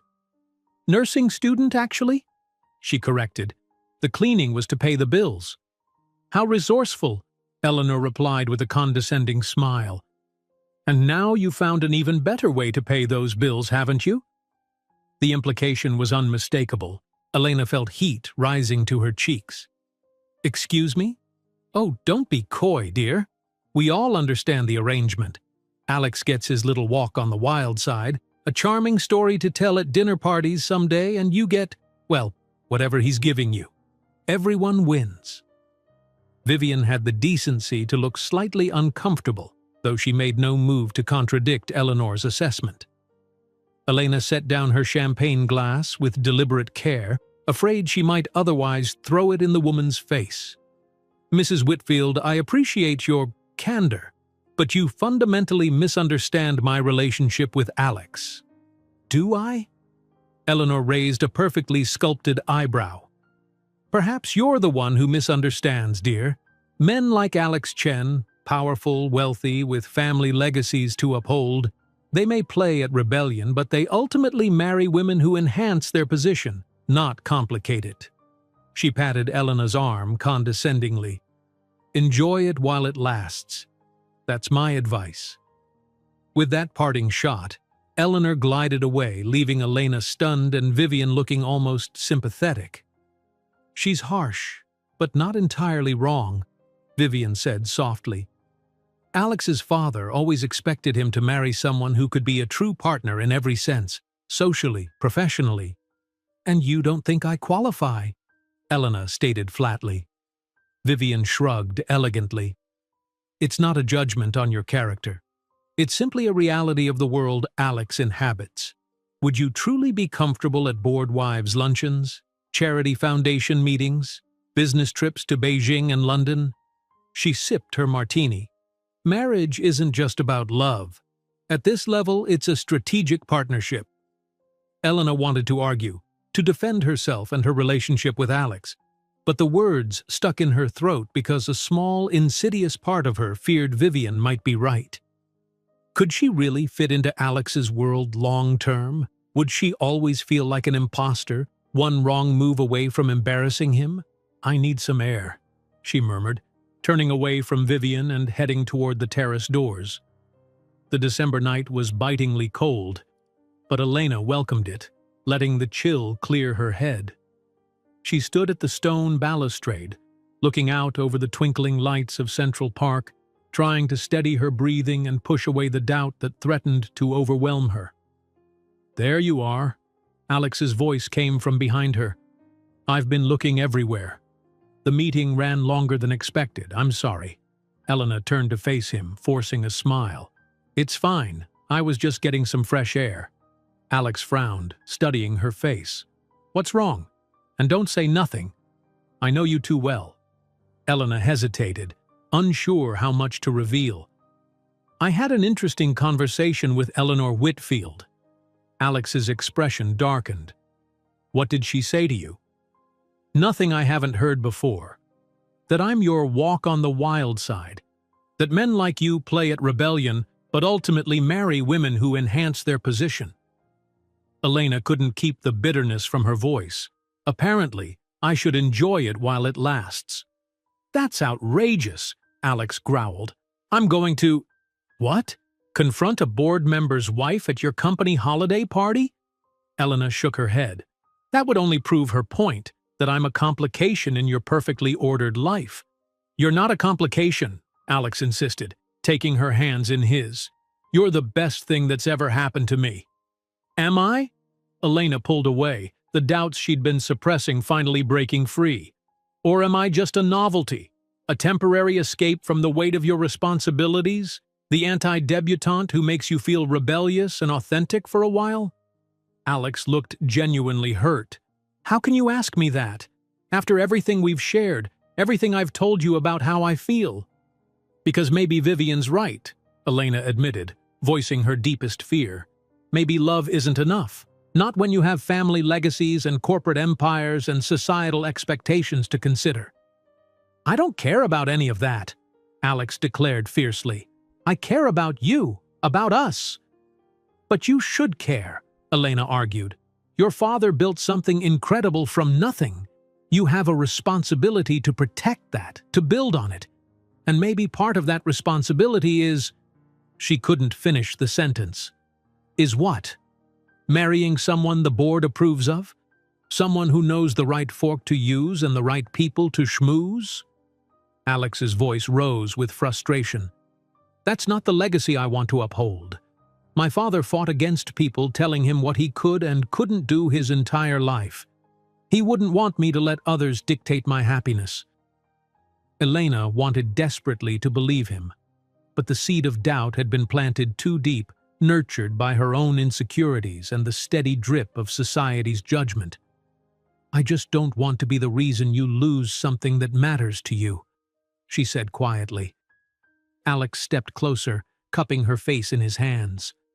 Then stop trying to push me away, he said, his voice gentle but firm. "Because you matter to me, Elena, more than anything."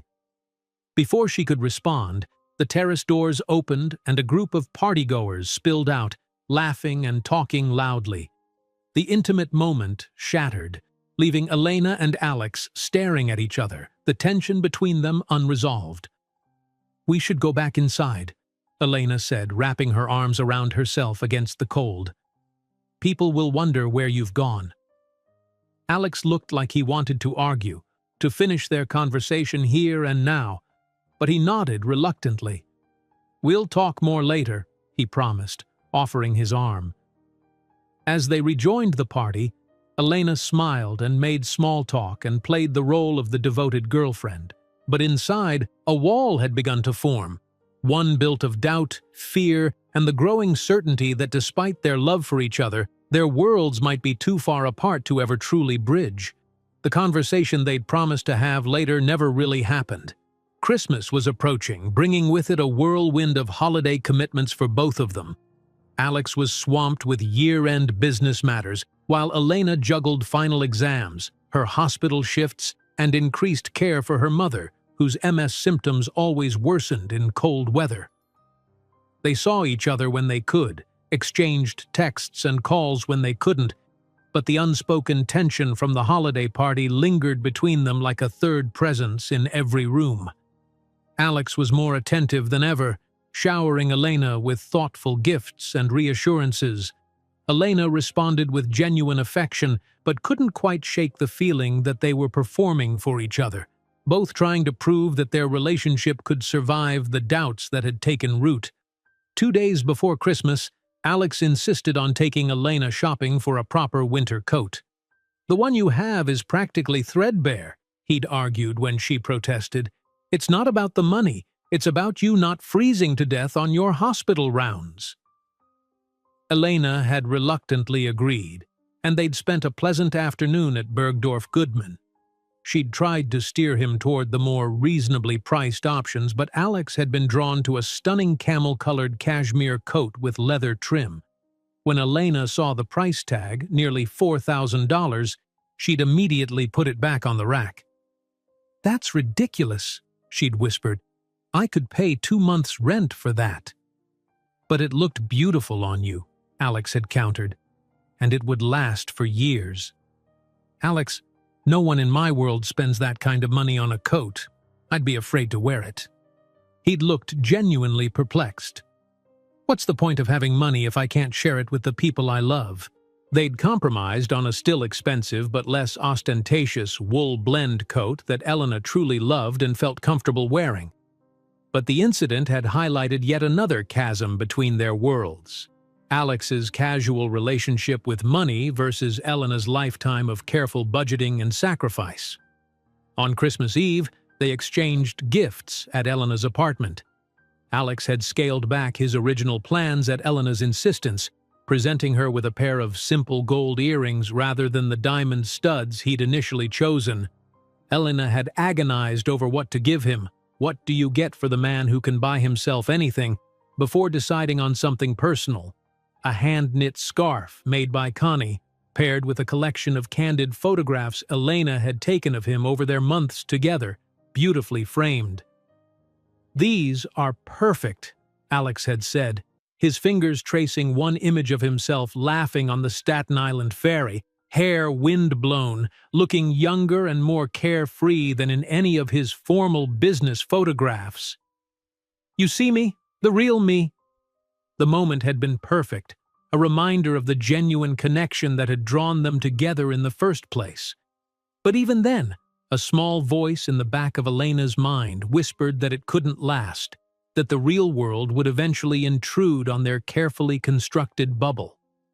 That intrusion came faster than she expected, in the form of a phone call on New Year's Eve. They were preparing for a quiet celebration at Alex's penthouse, takeout from their favorite restaurants, champagne, and watching the ball drop from the comfort of his living room rather than braving the Times Square crowds. Elena was setting the table when Alex's phone rang. She knew something was wrong from the way his expression changed as he looked at the caller ID. "It's my mother," he said, sounding surprised.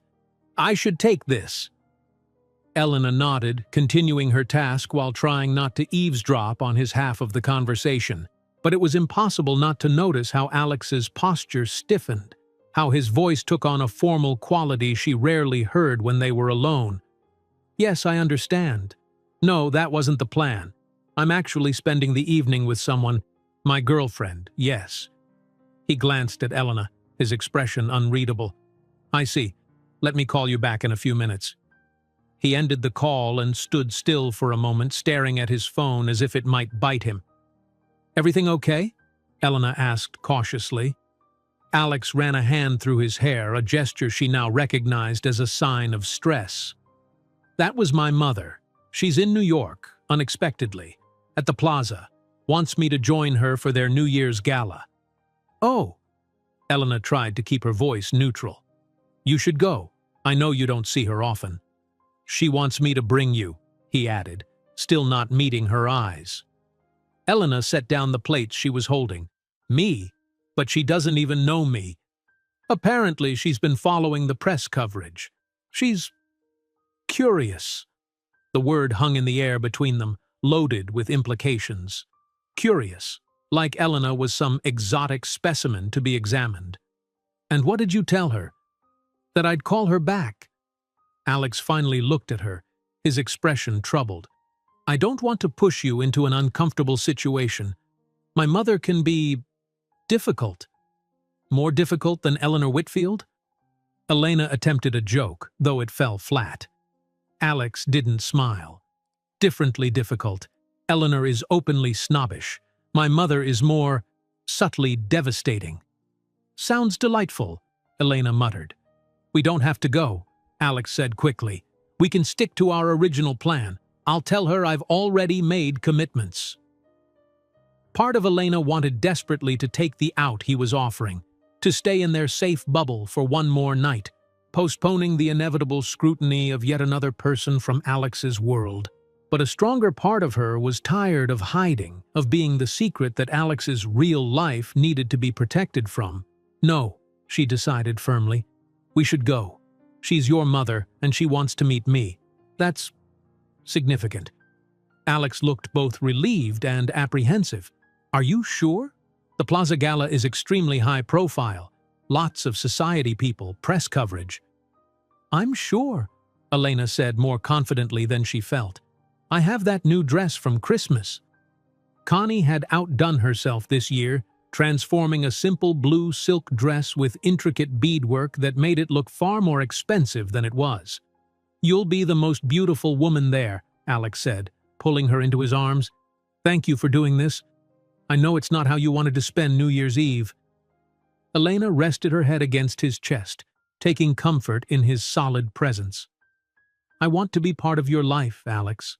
All of it, not just the easy parts." 3 hours later, as they stepped into the plaza's grand ballroom, Elena was grateful for those brave words. They were like armor against the curious stares and whispered comments that followed them through the crowd. The New Year's gala was even more opulent than the Vertex holiday party had been.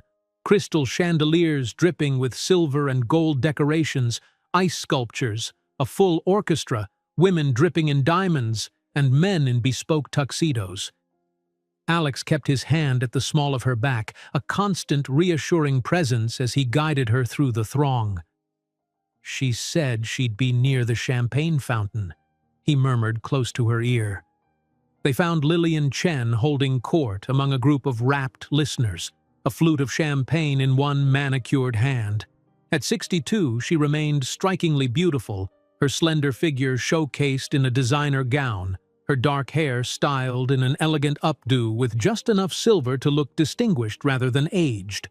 When she spotted Alex, she gracefully extracted herself from her admirers and glided toward them. "Alexander, darling," she said, air-kissing both his cheeks in a distinctly European fashion. "How wonderful to see you." "Mother," Alex replied, his tone warming slightly despite the formal address. "You look well. California must agree with you.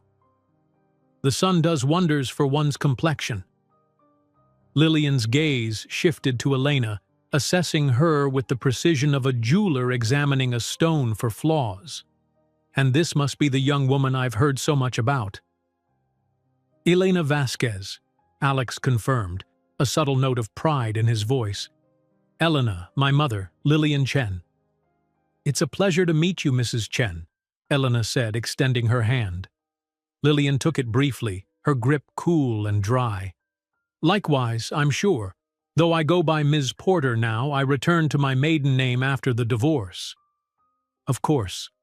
I apologize, Elena said, mentally kicking herself for the error. No need, you couldn't have known. Lillian's smile didn't quite reach her eyes. Alexander has always been rather reticent about family matters. An awkward silence fell, which Lillian broke by linking her arm through Alex's. Darling, I simply must introduce you to Grayson Hughes. He's considering a major investment in tech startups next quarter. Elena, you don't mind if I borrow my son for a moment, do you? Before either Alex or Elena could protest, Lillian was steering him away, leaving Elena standing alone. She watched them go, noting how easily Alex slipped back into his society persona, back straightening, expression becoming more guarded, gestures more contained. Elena made her way to the bar, ordering a glass of champagne to steady her nerves. She could handle being temporarily abandoned. It wasn't the first time she'd been left to her own devices at one of these events.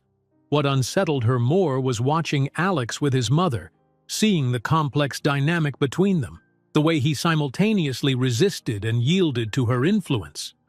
You must be Elena, a voice said beside her. She turned to find a distinguished-looking older man with kind eyes and a gentle smile. I'm James Lee. We met briefly at the Vertex party. Elena relaxed slightly, recognizing Alex's uncle from their previous encounter. Yes, I remember. It's nice to see you again. I see Lillian has already whisked Alex away, James observed, nodding toward where mother and son were deep in conversation with a silver-haired man in an expensive tuxedo. Some things never change. Did she do that a lot? When Alex was growing up? James chuckled. Lillian always had an agenda, even when she was just Chen Wei's ambitious young wife, always pushing, networking, orchestrating the right introductions. His expression softened with nostalgia. She was an excellent corporate spouse in many ways, helped Wei navigate American high society, which wasn't easy for a Chinese immigrant in those days, no matter how brilliant or successful. But she left, Elena said, watching Lillian's animated gestures as she spoke to the potential investor. When Alex was 8? Yes, James confirmed, his tone more somber. The pressure got to her, I think. Wei was driven, demanding. The company always came first. Lillian wanted more freedom, more recognition as her own person. He sipped his drink. The irony is that after the divorce, she became exactly what she'd resisted, a society figure defined primarily by her association with Chen Wei's wealth and success. Elena considered this information, seeing Alex's complicated relationship with his mother in a new light. Why is she here now? She and Alex don't seem particularly close. James studied her appraisingly. You're quite direct, aren't you? I like that. He glanced toward the Chen family tableau. I suspect she's here because of you, my dear. The press coverage of your relationship with Alex has been substantial. Lillian has always been keenly interested in anything that might affect the Chen family reputation. I see, Elena said, though the knot in her stomach suggested she understood all too well. So she's here to assess the damage. I wouldn't put it quite so bluntly, but James shrugged eloquently. Lillian has definite ideas about the kind of life Alex should lead, the kind of partner he should have. Elena took a larger sip of champagne than she'd intended. And I'm not it. I didn't say that, James corrected gently. What matters is what Alex thinks. And having known that boy since he was in diapers, I can tell you I've never seen him look at anyone the way he looks at you. Before Elena could respond, Alex returned, looking slightly harried. I'm sorry about that, he said, taking her hand. Mother can be persistent. It's fine. Elena assured him, though she wasn't entirely sure that was true. James has been keeping me company. Uncle James is the only truly decent person in this entire room, Alex said with a fond smile at the older man. Where is Mother now? Making the rounds, James replied. She mentioned something about catching up with you both later. Wonderful, Alex muttered, not sounding thrilled at the prospect. Well, since we have a temporary reprieve, would you care to dance, Ms. Vasquez? He offered Elena his arm with a formal bow that made her laugh despite her unease. I would be delighted, Mr. Chen. As they moved onto the dance floor, Alex pulled her close, his hand warm against her back. I'm sorry about my mother, he murmured against her hair. She's complicated. So I gather, Elena replied, resting her head against his shoulder. James was filling me in on some of the Chen family history. Oh? And what pearls of wisdom did Uncle James share? That your mother left because she felt constrained by your father's ambitions.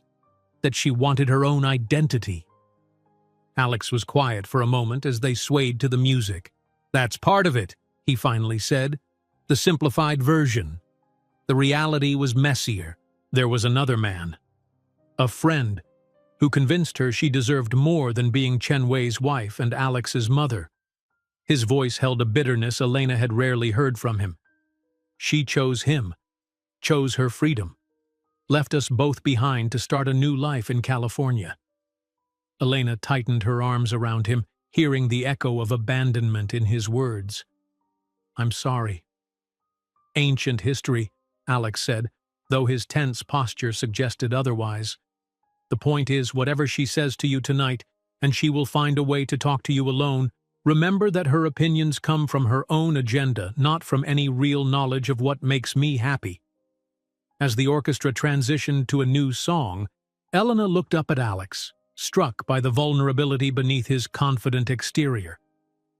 And what does make you happy, Alex Chen? His gray eyes softened as they met hers. You do, he said simply, more than I ever thought possible. In that moment, with the music swelling around them and Alex looking at her as if she were the only person in the room, Elena almost believed they could overcome anything. Family disapproval, social differences, their own insecurities. Almost. The confrontation Elena had been dreading came shortly before midnight, as the gala attendees began gathering in anticipation of the countdown. Alex had been pulled into a conversation with a major client, and Elena had excused herself to find the ladies' room. She was touching up her lipstick when Lillian Porter entered, her timing so perfect it couldn't possibly be coincidental. Their eyes met in the mirror, and Lillian smiled, the kind of smile that didn't reach her eyes. I was hoping to catch a moment alone with you, Lillian said, opening her clutch to retrieve her own lipstick. Mother to potential daughter-in-law chats are so important, don't you think? Elena's heart skipped a beat at the implication. Alex and I haven't discussed marriage, she said carefully. Perhaps not explicitly, Lillian conceded, applying a fresh coat of deep red to her lips. But I know my son. He has that look, the same one his father had when we first met. The Chen men fall hard and fast. She snapped her clutch closed. It's why I felt compelled to come to New York, to meet the woman who's captured Alex's heart so completely. And now that you've met me? Elena asked, facing her directly. What's your assessment? Lillian's perfectly sculpted eyebrows rose slightly at Elena's directness. You're certainly not what I expected. There's a groundedness to you that I can see would appeal to Alex. He's always been searching for something authentic, even as a child.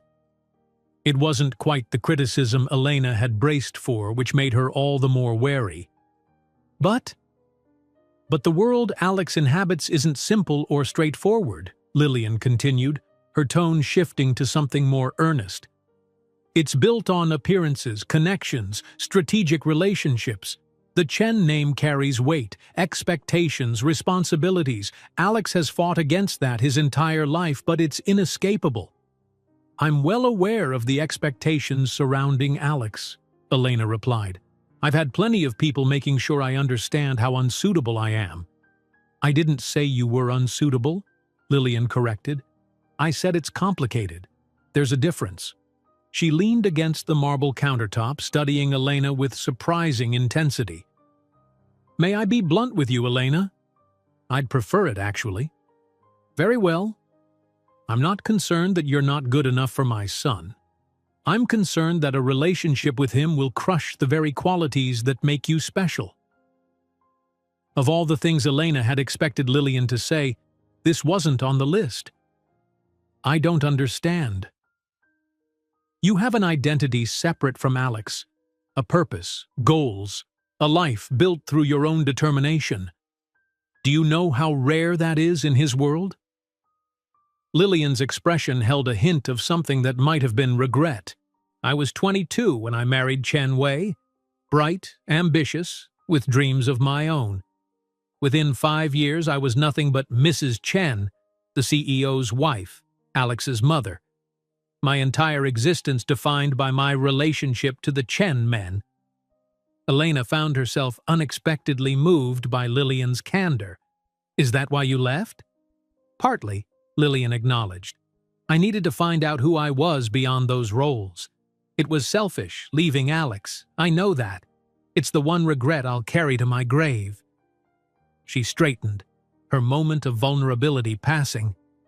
But we're not discussing my failings as a mother. We're discussing your future with my son. And you think being with Alex will… what, make me lose myself? I think it's a significant risk, Lillian replied. The Chen world consumes people, Elena, especially women. You'll be expected to serve as Alex's partner in every sense. Hostess, confidant, strategic ally. Your nursing career? It will become a charming anecdote about your humble beginnings. Your independence? A quaint memory.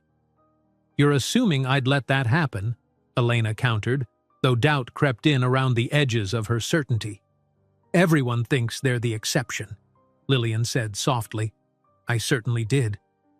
She glanced at her diamond watch. Nearly midnight.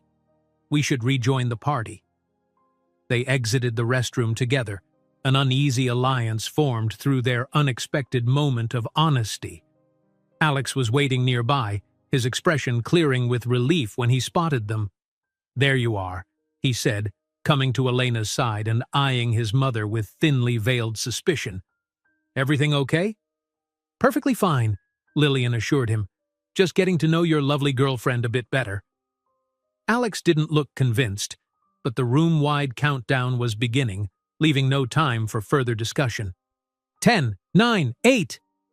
Alex pulled Elena close, his eyes searching hers. You sure you're all right? 7, 6, 5. I'm fine, she insisted, forcing a smile. Really? 4, 3, 2, 1, Happy New Year! As cheers erupted around them, Alex leaned down and kissed her deeply. Elena closed her eyes, trying to lose herself in the moment, to push away the doubts that Lillian's words had stirred. When they broke apart, Alex was smiling at her with such open adoration that her heart ached. Happy New Year, he murmured against her lips, the first of many together. Over his shoulder, Elena caught Lillian's gaze, knowing, almost sympathetic. She looked away, clinging to Alex as if he could shield her from the choice looming on her horizon. The drive back to Alex's penthouse was mostly silent, both of them tired from the evening's emotional undertow. But as they prepared for bed, Elena knew she couldn't let the night end without addressing what had happened. Your mother didn't say what I expected, she admitted, sitting on the edge of Alex's enormous bed. He paused in the middle of removing his cufflinks. What did she say? That she's worried I'll lose myself if I commit to a life with you, that the Chen world will consume me, turn me into nothing but an extension of you. Alex's expression darkened. That's rich, coming from her. But is she wrong? Elena pressed, needing his honesty more than his reassurance. Look at the last few months, Alex. I've already changed so much of my life to accommodate yours. I left my job at Vertex. I spend less time with my friends, less time on my studies. I'm constantly thrust into situations where I feel out of place, unprepared. I never meant to change your life, he said, sitting beside her and taking her hands. I just wanted to be part of it.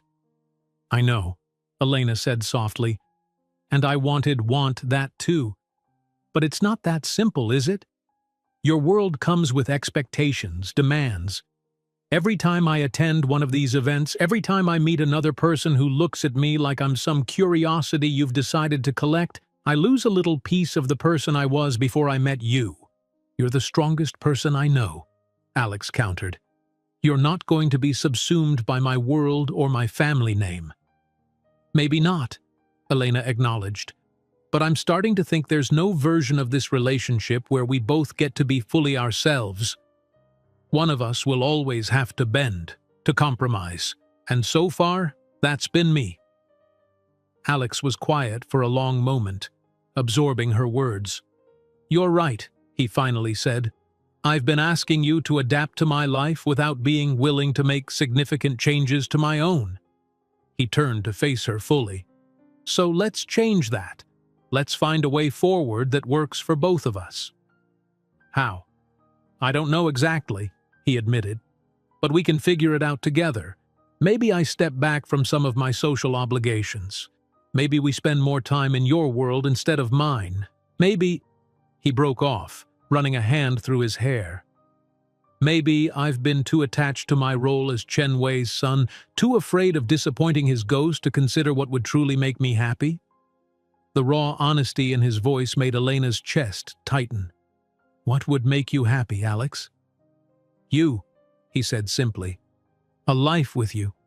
However that looks. Elena wanted desperately to believe him, but Lillian's words echoed in her mind, along with all the doubts and fears that had been accumulating since their relationship first became public. We should get some sleep, she said, unable to find adequate words for the storm of emotions swirling inside her. It's been a long night. Alex nodded, though disappointment flickered across his face at her deflection. They completed their nighttime routines in companionable silence, and Elena curled against him in the darkness, finding comfort in his solid warmth despite her troubled thoughts. The next week passed in a blur of normalcy, or what had become their version of it. Alex returned to his demanding work schedule, preparing for a major product launch. Elena resumed her classes and hospital shifts. They saw each other when they could, texted when they couldn't, maintained the outward appearance of a couple working through the typical challenges of balancing busy lives. But something had shifted. Elena found herself watching Alex more carefully, noting the subtle ways he changed in different contexts, the corporate warrior in business settings, the charming society figure at events, the relaxed, playful man in private moments with her. She wondered which version was the real Alex, or if perhaps they all were, facets of a complex person shaped by extraordinary circumstances.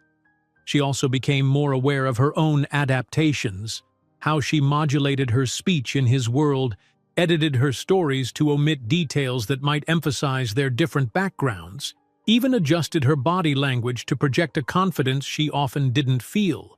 Were these natural compromises that any couple made, or warning signs of a fundamental incompatibility they'd been avoiding confronting? The answer came on a snowy evening in late January. Alex had invited Elena to accompany him to a business dinner with a delegation of potential investors from South Korea. Initially, she'd declined, citing a major exam the following day, but Alex had been unusually insistent. These investors are old-fashioned, he'd explained. They respect family values, tradition. Having my partner there would send a strong message about stability, commitment. So you want me there as a prop? Elena had asked, trying to keep the edge from her voice. Of course not, Alex had protested. I want you there because you're important to me, and this deal is important to me. I thought you'd want to support me. The subtle guilt trip had worked. Elena had rearranged her study schedule and borrowed yet another dress from a growing collection of business dinner-appropriate outfits she'd accumulated since meeting Alex. The dinner itself was perfectly pleasant. The Korean businessmen were courteous, their wives gracious if reserved. Elena smiled and made appropriate small talk and nodded supportively at all the right moments. She was, by all appearances, the perfect corporate partner, and she hated every minute of it. Not because the people were unpleasant or the conversation boring, but because she recognized with sudden, piercing clarity that this wasn't who she wanted to be. Playing a role, modifying herself to fit someone else's expectations, setting aside her own priorities to advance Alex's interests. It was exactly what Lillian had warned her about. When they returned to Alex's penthouse, he was elated. "That couldn't have gone better," he enthused, loosening his tie as they entered the foyer. "Mr. Park practically committed to the investment on the spot. And did you see how Mrs. Park warmed up to you? That was—" He stopped, noticing Elena's expression. "What's wrong?" Elena took a deep breath, knowing what she had to say would change everything. "I can't do this anymore, Alex." His smile faded. "Do what?" "Pretend that I belong in your world.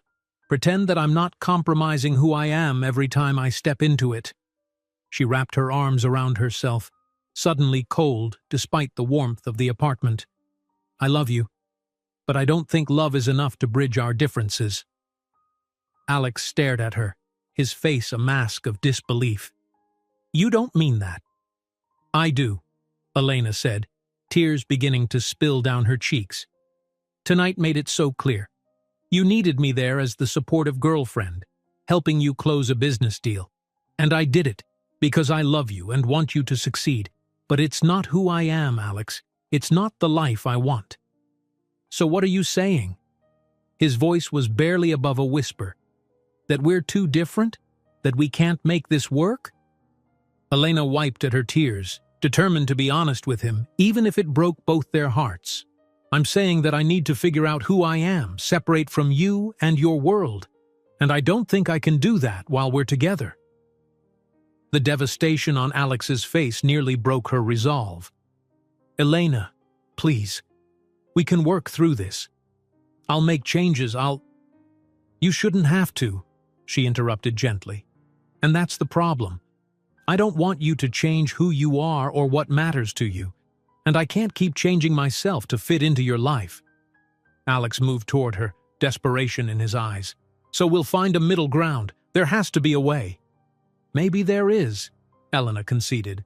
"But I need space to figure out if that's what I truly want. If I can be with you without losing myself in the process." "You're breaking up with me," he stated flatly, the reality finally sinking in. "I'm asking for time," she corrected, though they both knew it amounted to the same thing.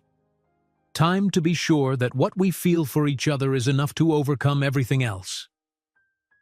Alex stood frozen, his face a study in grief and disbelief. Then slowly, he nodded. "If that's what you need." Elena reached for him, pressing a tearful kiss to his cheek. "I'm sorry," she whispered. "I never wanted to hurt you." "I know," he replied, his voice hollow. She gathered her things and left without looking back, knowing that if she saw his face again, her determination might crumble.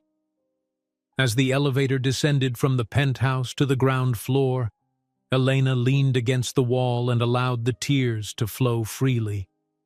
She had just walked away from the man she loved, the man who had seen her, valued her, cherished her like no one else ever had. And she had no idea if she would ever find the courage to walk back to him. February passed in a blur of gray skies and relentless snow, a perfect match for Elena's emotional landscape. She threw herself into her studies and hospital shifts, working double when she could, as if physical exhaustion might dull the ache of Alex's absence. She ignored Sophia's concerned glances and her mother's gentle inquiries, offering only the barest explanation for the breakup. We wanted different things. It wasn't entirely a lie, but it wasn't the whole truth either. The whole truth was that Elena missed Alex with an intensity that frightened her.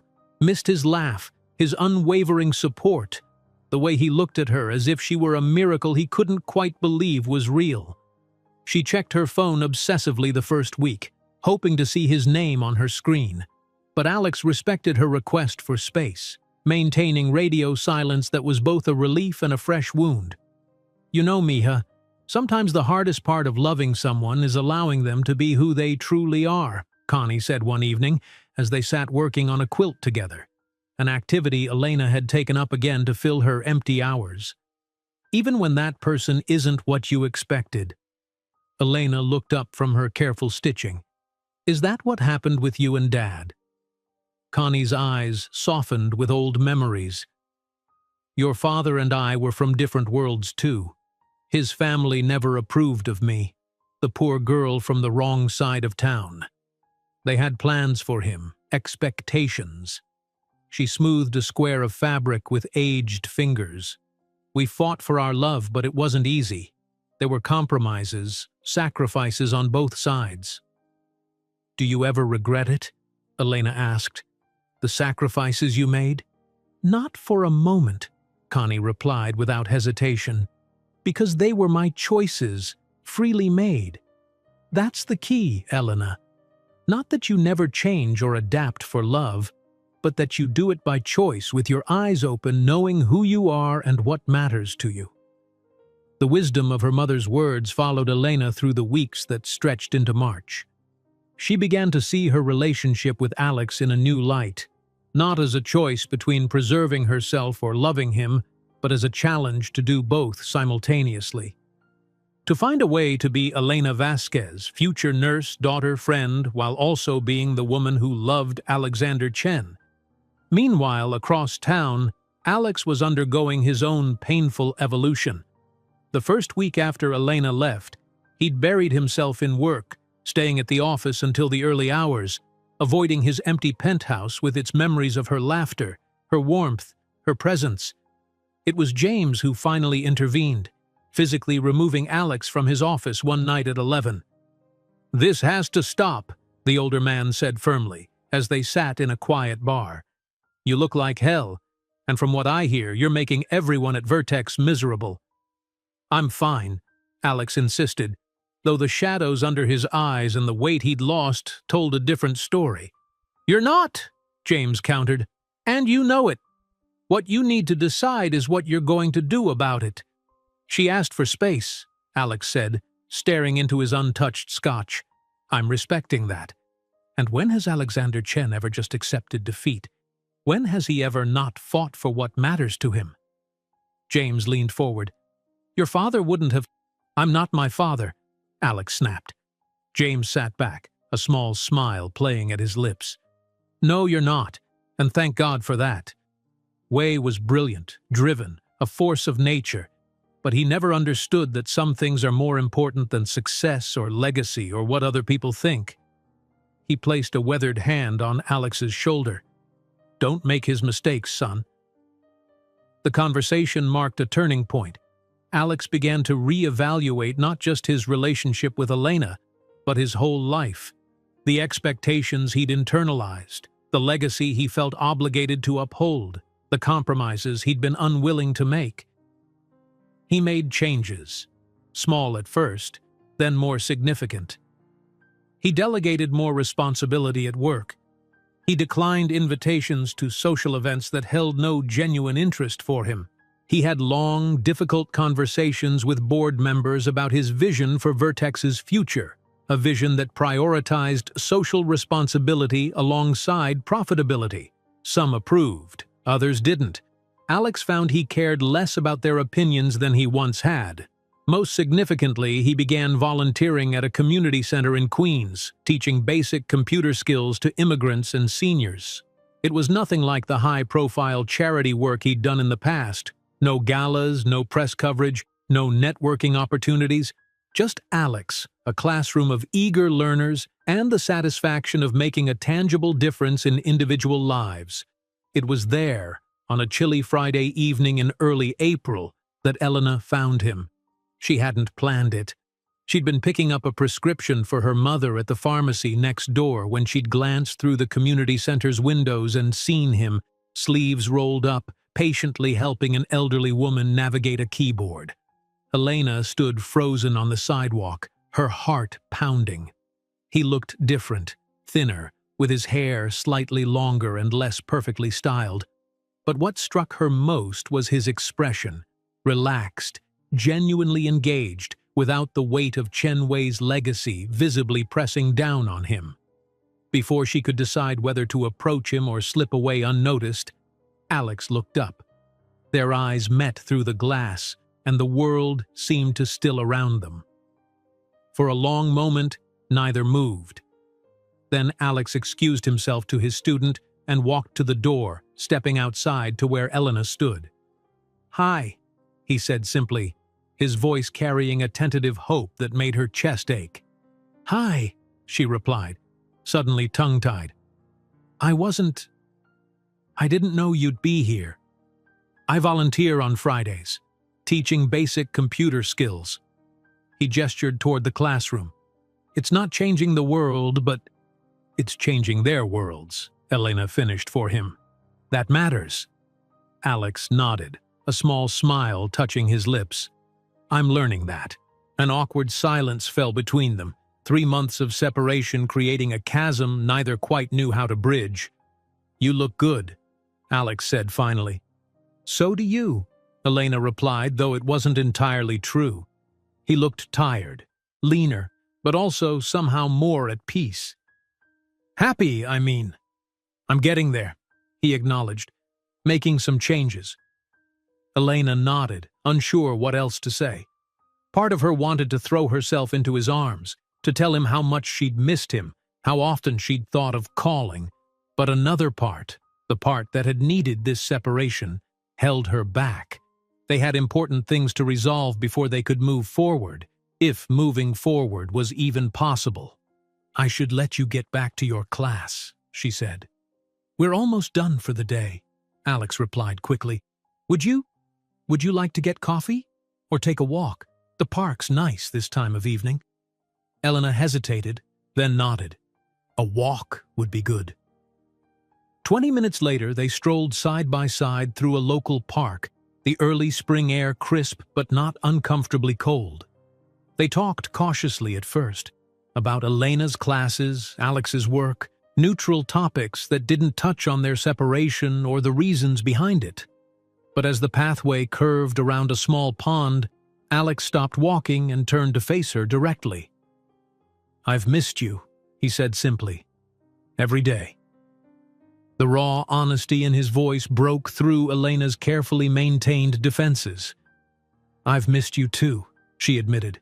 "These past months without you, they've been the hardest of my life," Alex continued, "but also the most clarifying." He took a deep breath. "You were right to leave, Elena. We were headed down a path that would have destroyed what makes us special, both individually and together." Elena was surprised by his perspective. "I thought you'd be angry with me." "I was, at first," he acknowledged. "Then hurt. Then just determined to understand where we went wrong and whether it could be fixed." He gestured toward a nearby bench. "Can we sit? There's a lot I want to say to you." They settled on the bench, a careful few inches between them. Alex turned slightly to face her, his expression more open and vulnerable than she'd ever seen it. "I've spent my entire life trying to live up to my father's legacy," he began, "to be the son he wanted, the CEO he envisioned, to make his sacrifices worthwhile. I never questioned whether that was the life I wanted for myself." His eyes met hers. "Until I met you." Elena listened quietly, sensing he needed to say these things without interruption. "You showed me a different way of moving through the world, with purpose, integrity, and deep personal connection. You weren't impressed by my money or my position. You saw me when I was at my lowest, and still found something worth caring about." He smiled faintly. "That night in my office, you offered me water and perspective when anyone else would have backed away from the crazy crying man." The memory brought a small smile to Elena's face as well. "I remember thinking you weren't crazy, just sad." "You were right," Alex said softly. I was sad. I'd been sad for a long time without even realizing it, living someone else's idea of a successful life. He reached for her hand, tentatively, giving her every opportunity to pull away. She didn't. These months without you have been hard, but necessary. I've made changes, Elena. Real ones. Not just for show or to win you back. What kind of changes? She asked, hope cautiously unfurling in her chest. I've stepped back from some of my social obligations. Delegated more at work.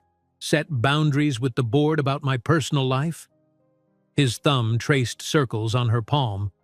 I've been volunteering here, living more simply, figuring out what truly matters to me apart from the Chen name and all it represents. And what does matter to you? Elena asked softly. You, he said without hesitation. But not at the expense of your identity or happiness.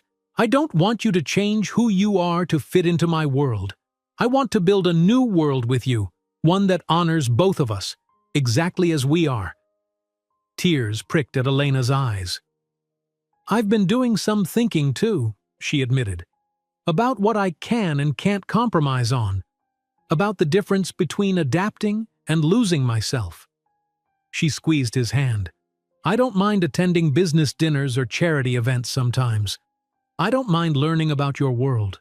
I just need space for my own goals too. My education, my career, my family. That's exactly what I want for you, Alex assured her. Your strength, your independence, your dedication to others, that's who you are. That's who I fell in love with. He slid off the bench then, to her surprise, dropping to one knee on the pathway before her. From his pocket, he produced not a jeweler's box as she might have expected, but a simple key. Elena Vasquez, he said, his voice steady despite the emotion in his eyes. I'm not asking you to marry me, not yet. We have more growing to do, individually and together, before we're ready for that step. Confusion mixed with relief in Elena's expression. Then what? I'm asking you to share a home with me, Alex explained. Not my penthouse, not your apartment with your mother, but a new place. Something that belongs to both of us, that we choose together, that represents the life we want to build. He held up the key. This is just a symbol. We'll find the actual place together. But I want you to have a physical reminder of my commitment to finding middle ground. Elena stared at the key, then at Alex's hopeful face. In this moment, he wasn't Alexander Chen, billionaire CEO. He was simply Alex, the man she'd found crying alone in an empty office, the man who'd seen her value when others overlooked her, the man who was now humbling himself on a public pathway to offer not a diamond, but a promise of partnership. People are staring, she whispered, noticing the curious onlookers who had stopped to watch what they assumed was a proposal. Let them, Alex replied. I'm done caring what other people think about my choices, as long as those choices lead me to you. His expression grew more serious. What do you say, Elena? Will you try again with me? Build something new together? Elena looked at the man kneeling before her. This complex, evolving, imperfect human who had turned his life upside down not just to win her back, but to become a truer version of himself. And she knew her answer with absolute certainty. Yes, she said, taking the key and pulling him to his feet. Yes, I will. Their lips met in a kiss that felt both familiar and entirely new, a beginning rather than a resumption, a promise of what could be rather than what had been. Around them, the small crowd of strangers broke into applause, assuming they'd witnessed a traditional proposal. Elena and Alex broke apart, laughing, but didn't bother to correct them. Some stories were too complex, too personal to be understood by outsiders. What mattered was that they understood each other, their differences, their needs, their shared vision for a future neither of them could have imagined that night months ago when a cleaning lady had found a man sobbing alone in the dark. I love you, Alex whispered against her hair as he held her close. Exactly as you are. And I love you, Elena replied, exactly as you're becoming. In the gathering dusk of a Queen's Park, surrounded by strangers but finally truly seeing each other, they began again. If you enjoyed this story, don't miss the next one. Just click on the screen.